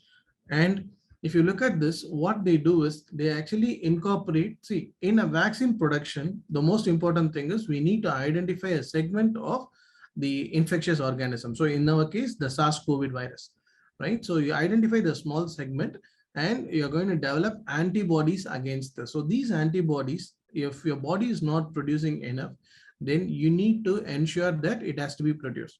So what we do is we actually try to mimic the organism by producing a small segment of the organism's proteins. Okay, we call them epitopes. And we actually put it in our body so that the body starts developing its own antibodies without the body getting infected. That's the general gist of vaccine production. But in order to identify what segment can actually be even developed as an epitope, we need to incorporate technology. So this is where the digital technology plays a very important role in identifying which segment, because by now a lot of us, even the grandmothers and grandfathers of our age, they understand the terms mutation, they understand the terms variants, mutants, etc. So all these mutants and variants, they can be predicted using our artificial intelligence, machine learning methods, and bioinformatics. So if you look at this, generally, once we develop a vaccine, or for that matter, even a pharmaceutical drug, it will be developed in the laboratory, then it will be brought to the preclinical phase and will be going to the clinical phase. So if it fails in the clinical phase, it will be brought back to the discovery phase. So now there are many different technologies to incorporate a lot of these failure prediction modes in the beginning stages itself. Okay, so the artificial intelligence is actually used to do a lot of literature mining, identification of the vaccine that is needed. Okay, so then we can also predict what are all the problems it can actually encounter in the preclinical and the clinical phases. So the artificial intelligence and the advent of digital technologies has played a very, very, very significant role in the development of vaccines in the recent time. And there's another very interesting technology that has actually been incorporated in this, which is actually known as a digital twin. Okay, so this is another keyword that you might want to just keep in your vocabulary. So a digital twin was actually developed by Siemens. So what it does is it actually kind of predicts what happens in the real environment, and it actually incorporates it in the artificial intelligence and the machine learning technique. So if anyone is going to develop a vaccine, I mean, anyone is going to develop any technology for that matter, your digital twin already has a lot of information about the problems that it can actually face in the real time. So you will actually have a highly optimized workflow. So you don't have to keep failing again and again. Instead, you already have a list of failure methods where you can actually navigate your path accordingly by missing those. Now, this digital twins allows the data collection to understand exactly what is happening in the real time during production. So based on every round, the data just keeps getting better and better and better. Okay, so because of this, a lot of vaccine production processes have become much faster than what it used to be maybe like 5 or 10 years before. So this is one of the other techniques that they have actually used. BRM is actually one of the devices that they have developed. Okay, so you can actually, okay, this is specifically with regards to the medical field, right? So initially we actually talked about vaccine production. So where you're actually developing the drug to treat a disorder and disease. Now we are also looking at the aspects of implementing digital technologies in the medical field directly. It's not about the drug design, it's actually about giving the drugs. So here we use a term MIoT, where it stands for medical or medicinal Internet of Things. So how we are going to combine the various components in the medical scheme with the Internet of Things. Okay, so previously it used to be like different types of screening. We have to be accessible to the patient, the technology, the tissues, etc. However, now it's actually much different. Okay, you can actually see that you can create various holographic systems for diagnosis, pulmonary modules, etc., etc. Okay, and you can also use for the different screening purposes. Okay, so the metaverse in medicine incorporates AR, VR, and you can actually see even training is actually being done using the AR, VR technologies. So a doctor will be able to access the various tissues digitally for him to identify the sectors, for him to actually diagnose the patient, also propose a treatment for the patient.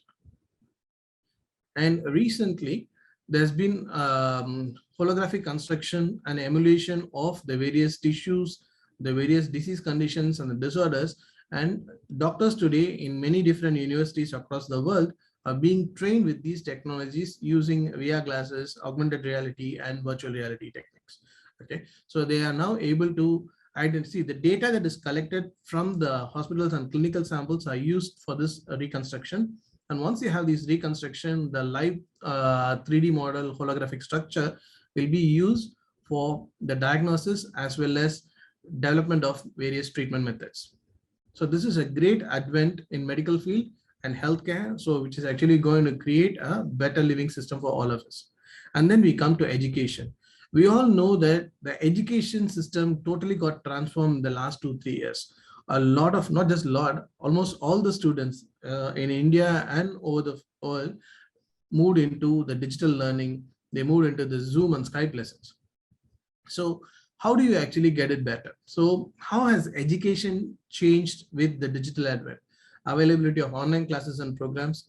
The learning texts are now digitalized. Okay, so all the teachers across the world have now started using PowerPoints. They've started digitalizing their notes. They started preparing slides. So all the material is available in the digital form. You have e-textbooks, you have e-journals, you have e-books, e-libraries, everything is available digital. Mobile learning, so you don't have to sit at one place. You can actually move around. Personalized teaching and learning as well. So every teacher can actually access individual students, and there's guidance and instruction from diverse teachers. So it's not necessarily within that particular school, that particular city, etc. It can actually be across the globe. Someone in the US can actually teach someone in Australia, someone in India can actually teach someone in the UK, etc. And there's a lot of collaboration and peer-to-peer learning in the classroom and data-driven instruction and results. However, there are certain things that have to be adhered. Now, before going into this, one of the things that everyone is trying to develop, and in some cases it's already in practice, is immersive learning. Okay, so immersive learning is a scenario where, let's say some student is studying paleontology or they're studying about dinosaurs. You can literally create an environment of the age of the dinosaurs. Okay, I mean, obviously you're not creating a Jurassic Park with live dinosaurs that can just bite off your head, but we are talking about virtual reconstruction of the various dinosaurs, the period, the rocks, the monoliths, everything around the period. And the people can actually like walk around, the students can turn around, they can actually see the real environment, so they'll have a better understanding and the appreciation of that particular era. So this can be incorporated in many different sciences and studies. Now, these aspects, however, must take into consideration certain things. This learning should be active, not passive, because the moment you actually hand over the mobiles to the students, one big trouble the entire country or the parents have is that their social skills are actually being reduced and they are addicted to the mobile phones, and they're losing their ability to communicate. So we have to be very careful about this. So learning should be active. The app should be engaging rather than distracting. It should be meaningful. So these are some of the things that has to be taken into consideration, and it has to encourage the social interaction. Okay, so it has to actually like remove the passive and getting distracted, and it has to incorporate these aspects. And of course, it has to be joyful, because they are going to lose interest as soon as possible. So the digital technology has to ensure that these aspects are taken into consideration and developed. Then the other aspects that needs to be incorporated: collaboration, communication, content, critical thinking, creative innovation, and confidence. Okay, so with all these digital technologies, with a real life scenario that is being created around you, with a 3D reconstruction of the material that you're studying instead of just the words, you're definitely going to have a better understanding of things. You're going to have an innovative mind. You're going to be developing this attitude of critical thinking, and overall it has to give you this option to fail. So that will give you an option to be confident from there. So these are all aspects that has been incorporated in developing digital technologies for the education sector as well. But now, though these digital technologies are growing continuously and consistently, as with every developing technology or every developing scenario, you know that with every rise, there is going to be a fall. So I'm actually going to present you some data. Okay, it's actually quite interesting, but it's very important to understand the data rather than just criticize it. Now, if you look at this data, this is actually the growth in the last 5 years of Zoom. Okay, so if you look at the share prices, they've actually gone up meteorically, and that too between 2020 to 2021. So this is the period where not just in India, but all over the world, the students switch to digital learning. Okay, so if you just consider this period, this was actually like a fantastic period for them to actually grow, and you can see that it almost rised up 6 times or 8 times. However, you can also see that following that, there's actually a slight decline in their overall pricing, overall share price, etc. Now, you also need to take into consideration why this happens. Okay, it's very important that whenever a new technology is developed, There are going to be some pitfalls. There are also going to be a lot of competition. So they need to ensure that even if you are like a great technology company, you need to ensure that you are continuously adopting and adapting. Okay. So the next example that I gave is another competitor, Skype. Obviously, Skype is actually having a rather I would call it a gradual growth. Okay, so because of which the fall doesn't look that so which means they are continuously adapting and adopting. Okay, so Zoom went into the mode of pricing very soon, whereas Skype still offered a lot of facilities in the free issues. But I'm not sure if that is all the reasons. I mean, that is for commerce professors to actually take a note. But I want you to understand this. There is going to be a paradigm. There is going to be an equilibrium. So all that goes up will actually come down, but then they're going to meet at a particular equilibrium point. Okay, so during this period, as the big rises happen, there are also big falls. So just like Zoom and Skype, there were other companies like Zeg and TU Inc, etc. Recent news is that Baiju is actually planning to buy these as well. Okay, see, education is a field where there will be ups and downs. So you need to keep up with the trends. You need to keep up with the technologies. That is very important. So I would actually forward it not only with the businesses, because it says like, with the adoption of any new revolutionary technology, there will be problems for businesses that don't adjust fast enough to future developments. And that is not just for businesses, it is also for all of us. Okay, when the world around us is actually growing and it's actually venturing into this digital world and technology, it's very important that we should also adopt and adapt to these technological advances. Maybe like 10 or 15 years ago, there's a very famous song from the movie Barsha where it says, address illa teru in the autokara ariva. Okay, so that was one age where maybe only people on the roads knew exactly where the locations were. But today, all of us are carrying a phone, a mobile, and with the GPS, you're able to reach any nooks and corners of Velachery, Adayar, or even like somewhere outside. Okay, so the technology has developed and we are already into this field. Okay, so and it's very important we continuously adopt and adapt. I'll finish the talk here. Thank you, Dr. Ilavagan. It is more informative and as well as a current scenario of the digital epoch, and as well as a forthcoming year, we will improve the digital technology adoption in the education and as well as the industry. Thank you for your valuable information. Now I invite Professor Karthik to deliver a vote of thanks. Thank you, Dr. Ziggy. Professor Karthik.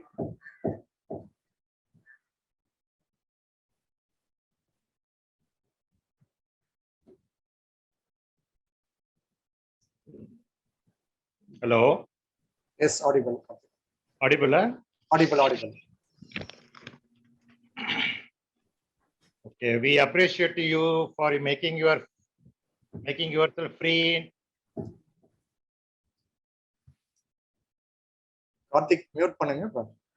Mute, unmute. We appreciate you for making yourself free in your busy schedule and spending your valuable time with us, sharing your thoughts, experience, and knowledge on digital age and digital technology and emerging technologies, its needs, innovations to its challenges. Our speaker had a great depth, knowledge, and experience in the field of IT and biotechnology. Thank you, sir, again for your time for addressing us on this one-day international conclave. Thank you so much for the opportunity. All the best to all the students and stuff. Thank you, Dr. Ilavagan. Next session.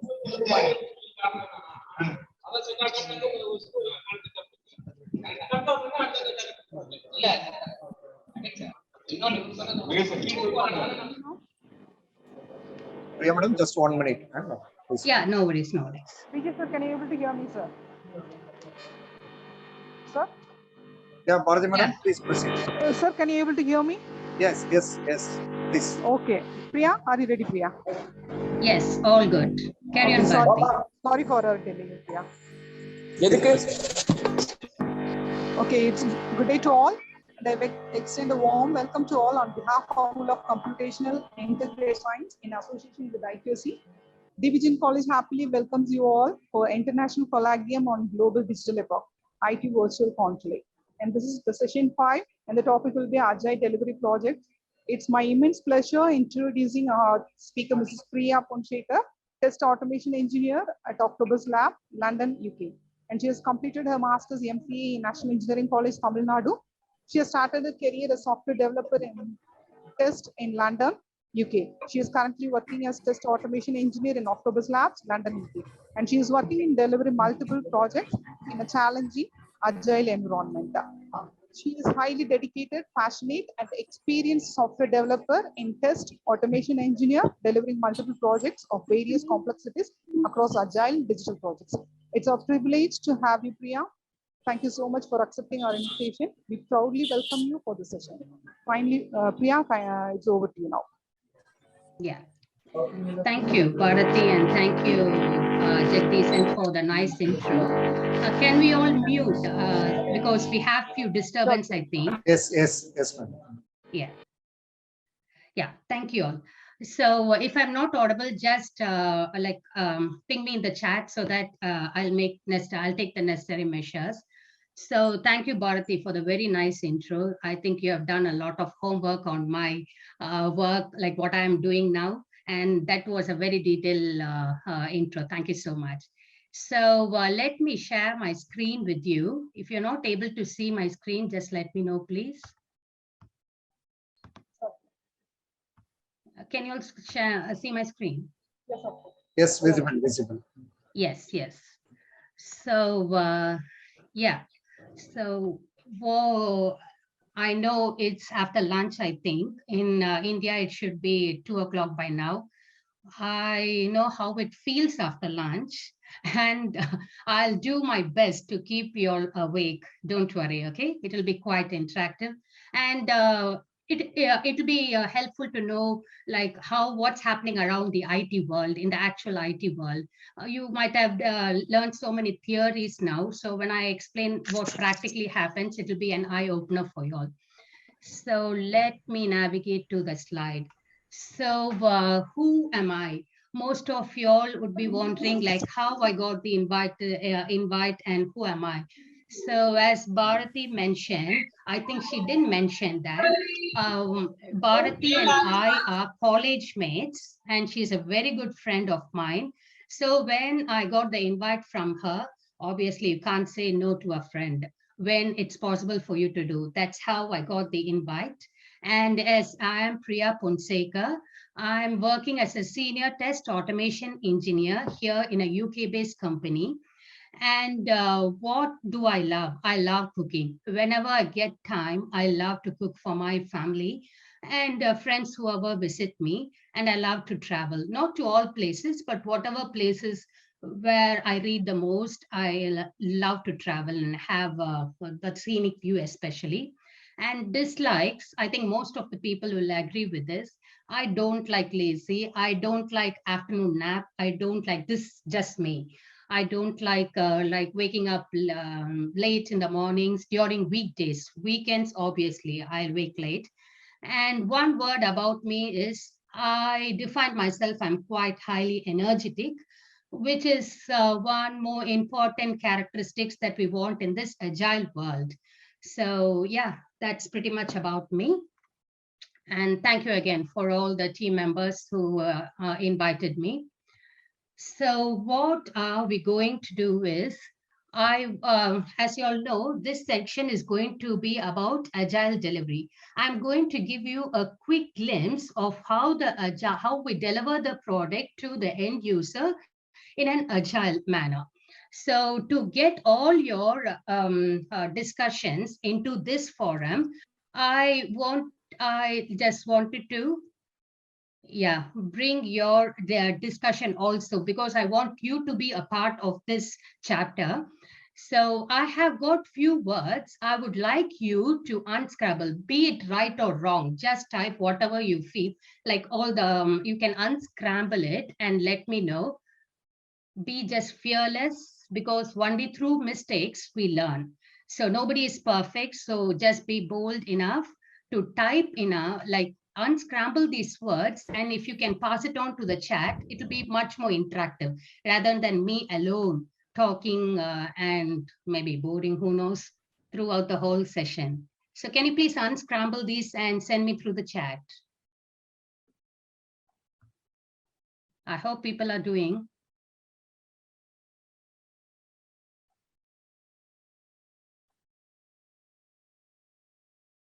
Don't worry, it's not an examination. I'm not going to evaluate you.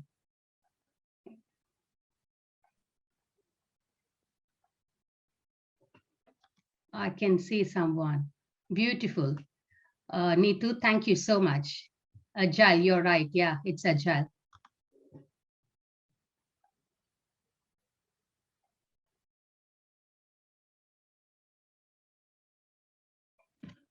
We'll give another few seconds. I can see more chat appearing. Thank you for all the participants. Good. It's not an examination again.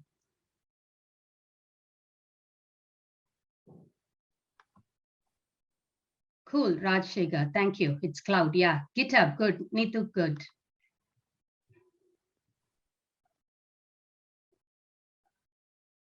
You got most of the things. You people are really awesome. Okay, cool. Thank you all for all the participants, like especially Neetu and Rajshekhar, for unscrambling the words. For all others, I think few of us have done in their mind. For all of us who may have so many doubts, whether it would be right or wrong, just feel free to ping, like to tell whatever your thoughts, because why I bought this unscrambling session is to bring all your thoughts into it, because that's what an agile world is. No more like shy, or you need not be worried, like if I'll be wrong, what would I if I be wrong? It's fine. To be wrong is also fine. So agile environment is a collaborative environment. You need not be perfect. You need not be right all the time. So to bring that collaboration, that's why I wanted to introduce this fun activity. And thank you for all the participants and those of us who are done in their mind. Thank you all. And moving on to the next slide.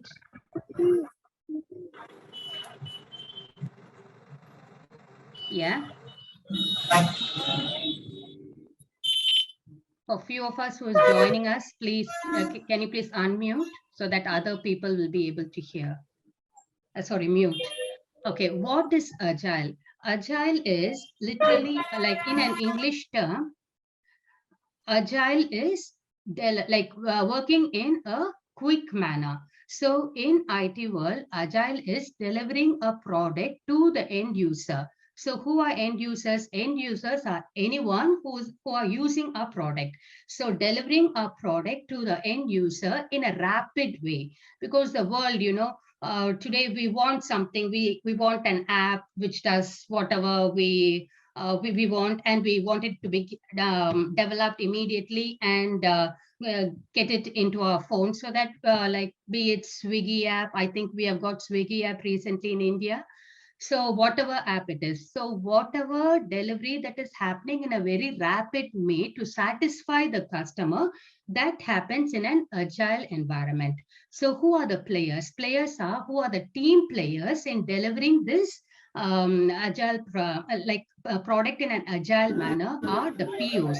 POs are nothing but the product owners and the Scrum Master. So there is a Scrum Master. So PO, basically, he gathers the requirements from the business or end users or whoever using the stakeholders. We call them as a stakeholder using a product.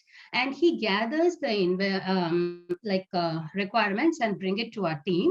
And the Scrum Master is the one who facilitates all the ceremonies in the agile environment to make sure that things are happening in a very seamless manner. Then comes the development team. Development team are people like me, who actually work on the product.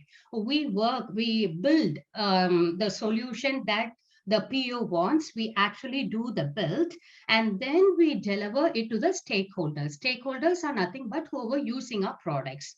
So what are the various ceremonies that happen in agile environment is backlog grooming. So backlog grooming is that whatever requirement the PO takes to us, we groom it. Groom is like we groom somebody, maybe hair grooming or whatever groom we do to make it more perfect, right? So what are the requirements? We groom it to make it close to perfect so that it will be easier for us to develop that product. Then planning session, whatever we groomed, we bring it to the planning session and we make a commitment whether we can deliver this particular requirement during the sprint.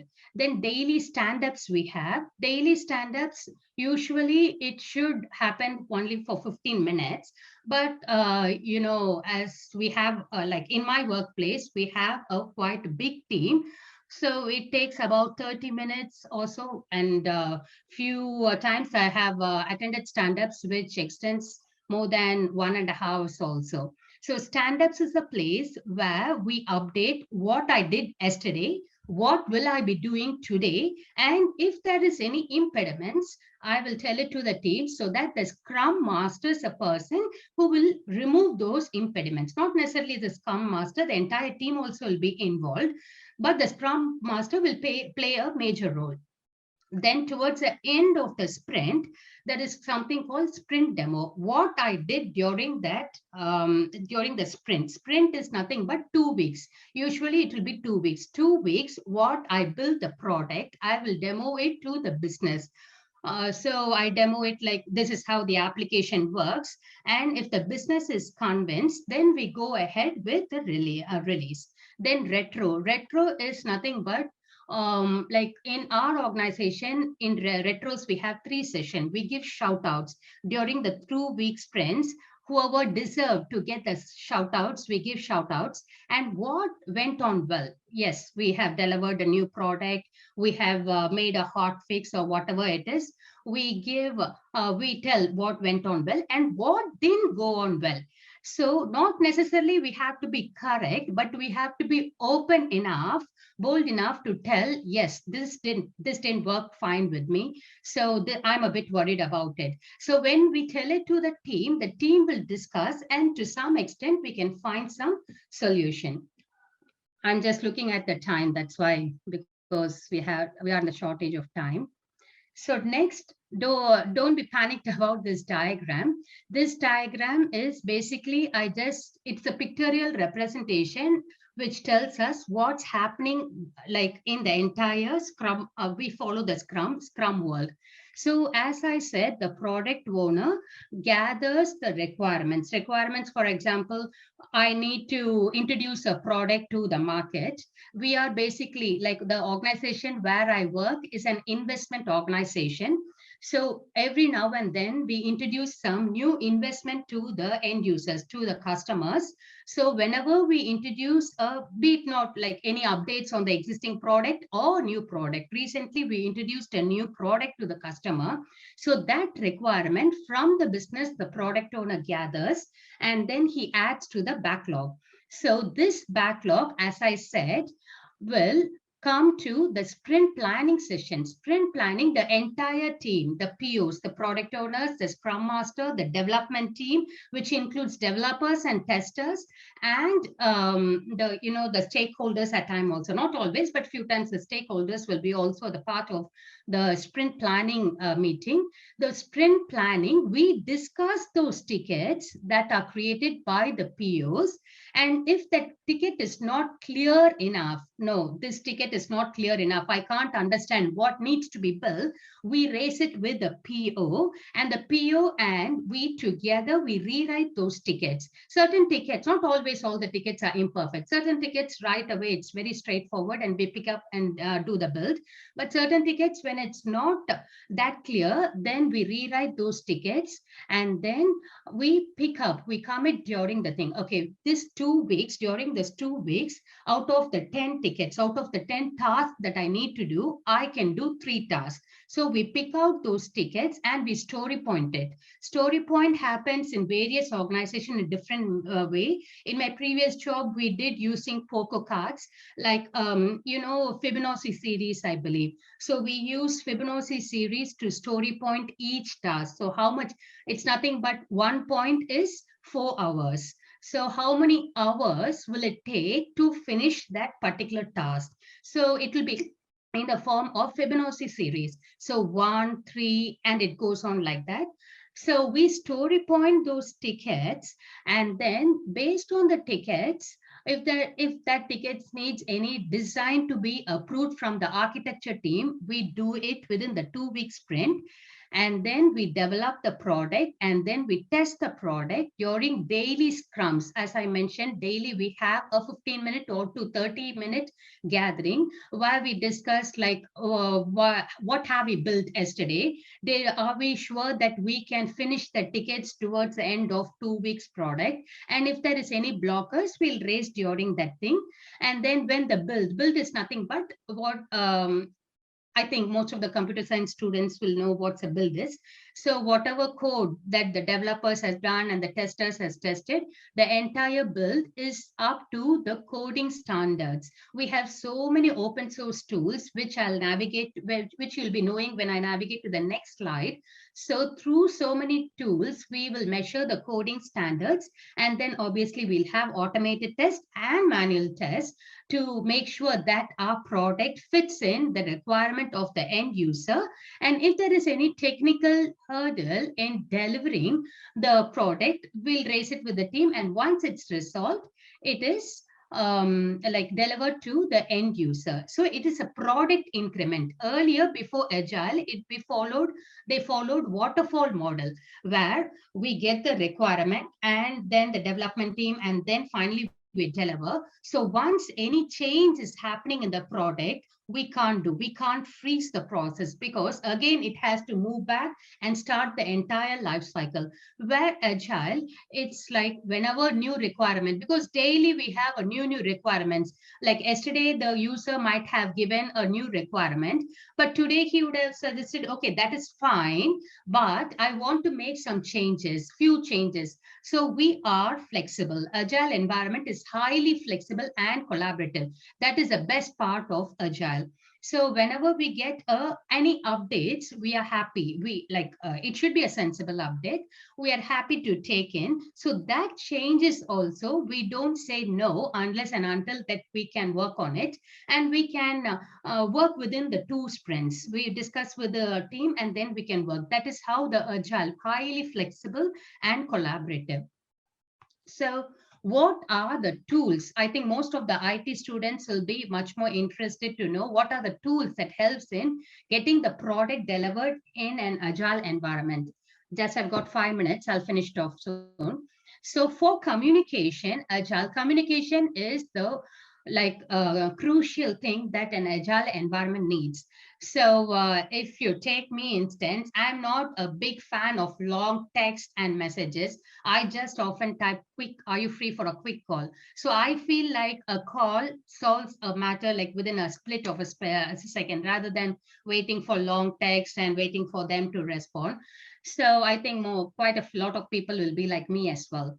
So how do we communicate with especially during this COVID time, we are mostly working remotely. So thanks to our technology, so many apps have come which helps to facilitating the communication. We have video conferencing rooms in our office. We do have where we connect with the teams. Our team is spread across the globe. So we'll communicate with those people through video conferencing in those rooms.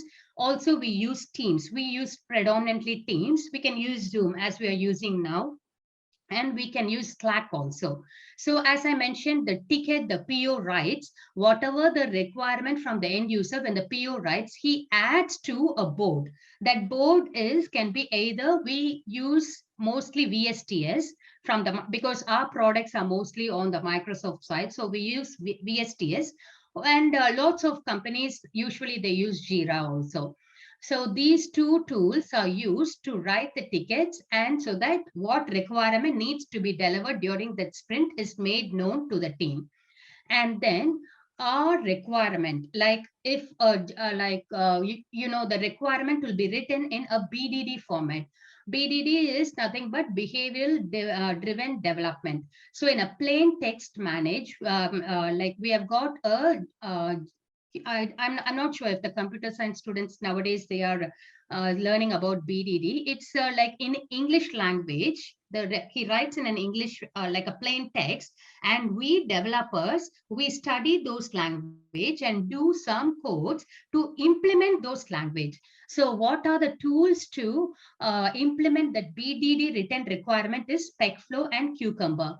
So SpecFlow is for C#. So I'm working on C#. So I use SpecFlow. In my previous job, we were using C#, we were using JavaScript as well. So for JavaScript, Java, we can use Cucumber. So yeah, then for versioning, as I said, so many people are working in delivering that product. So many developers are working, so many testers are working. So one build and so many people are working. So we need some versioning. So we don't want any conflicts or anything. So for code versioning, we use GitHub or GitLab. In our organization, we are using GitHub. And for testing, we have many testing tools in the market. Like for performance testing, we do JMeter. For security testing, we do Zap. And for automating the test, we use Selenium framework. And nowadays, Cypress.io is also getting more popular, I think. Then the next one is CI/CD pipeline. So CI/CD pipeline is like whatever I said, sorry. So whatever I said, it is put in a pipeline. So we just do a click, the build is done, the testing is run automated, and it is delivered to the product. So that CI/CD pipeline, these are the various pipeline, Hudson, Jenkins, TeamCity, Azure. So we have in our organization, we have both Jenkins and Azure. In my previous job, I have worked also on TeamCity and Octopus Deploy. These both are also equally good. So these are the tools. With the help of these technologies and tools, we are able to deliver the product in a quick manner to the end user. So yeah, that's it. And I strongly believe I haven't put you all to sleep. Am I right? Are you all there? Silent. Already slept. Oh, ma'am, everybody are there. Oh, thank you. Thank you so much. Thank you. So yeah, that's it. Like I have just given a glimpse. So feel free to browse. It's an open world. Everything is open source now. Feel free. Everything is on a cloud. So take some subscription at a minimal cost. Learn more. Yeah, it's all about make that as a hobby. So you learn more. Everything is open source. Nothing. So whatever I've said, just given is just a feedback. Yeah. Yeah. And all the best. Thank you for all the participants. And thank you again, Bharati, for the invite. And all the best for all the things you do. Yeah. Thank you. Feedback from chat box. Thank you, ma'am. Can I leave now, Bharati?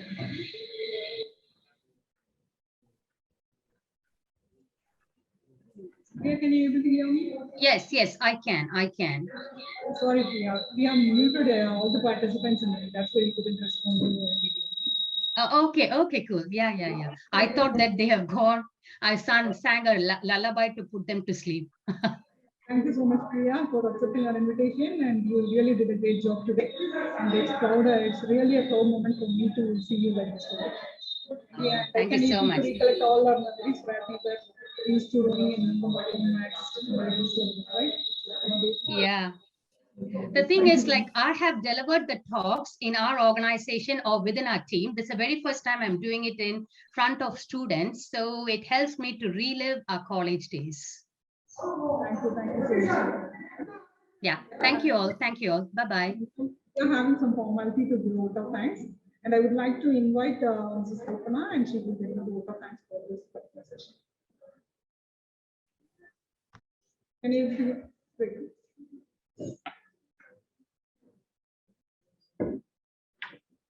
Good day to all. I would like to propose gratitude to our speaker, Mrs. Priya Fonseca, Test Automation Engineer at Octopus Lab, London, UK, for spending a valuable time with us. Thank you, Mrs. Priya.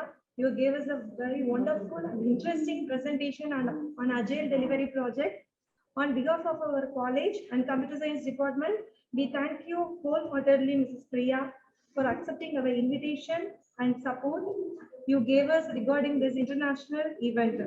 Thanks to all our academician and technical experts who has joined with us today. Thank you all. Now I request Mrs. Eliza Eben ma'am to deliver the summary report of International Colloquium on Global Digital Epoch and IT Virtual Conclave. Eliza ma'am, now it's over to you. Thank you, ma'am.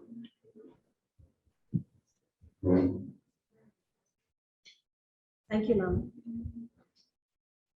Respected secretaries, the invitees, the conclave organizing secretaries, conveners, and my dear colleagues. I am J. Liza Eben, here to summarize and present the consolidated gist of today's presentations and interactions of the International Colloquium on Global Digital Epoch and Virtual IT Conclave organized by School of Computational and Integrative Science in association with IQAC.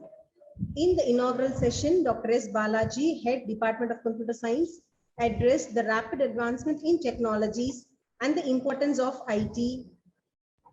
Dr. B. Jagadishan, Head Department of Computer Science, highlighted the need and awareness created by this sort of international colloquium on the subject. After the inauguration, the technical session was addressed by eminent persons from the industry. The first initiative was by Mr. Harish Gudella, Senior Software Engineer, Microsoft, Great Seattle, USA, on Internet of Things Future Technology. Technical session 2 was headed by Mr. Tilakar Rajaram, Principal Engineer, Motorola Solutions, Dallas, Texas, USA, on information security. The session 3 was carried forwarded by Mr. Satish Kumar, Technical Lead, Wipro Technologies, Oregano, USA, on cloud computing, virtualization, and management. Session 4 was headed by Dr. Iravarahan Murugan, Founder and Director, Veris Technology, Singapore, on preeminence of digital technology. Technical session 4 was headed by Ms. Priya Fonseca, Test Automation Engineer, Octopus Lab, London, UK, on Agile Delivery Projects. The technical resource person of each technical session was welcomed by the committee members, and the highlight of the sessions are: each session covered the introduction on the topic, the area it is being used, its scope, the life cycle, and the improvements in the area were well discussed and made clear. The resource persons shared their thoughts and ideas at the International Colloquium on Global Digital Epoch, and the session was very lively. To conclude, the International Colloquium was indeed a memorable event, and we from the department sincerely acknowledge the hard work and effort of each one of us in organizing the colloquium. On behalf of the department, I take the opportunity to thank all the delegates of the colloquium for their effort and support in making this conclave memorable and grand success. Thank you. I now would like to hand over the mic to Mrs. Vijaya Bharati for the vote of thanks.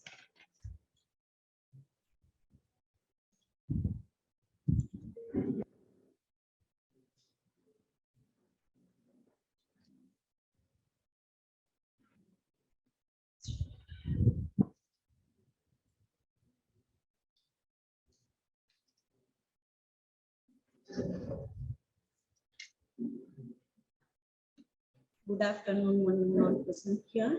I am Vijay Bharati, Assistant Professor from DBJain College. It's my great pleasure to deliver vote of thanks for this International Colloquium on Global Digital Epoch.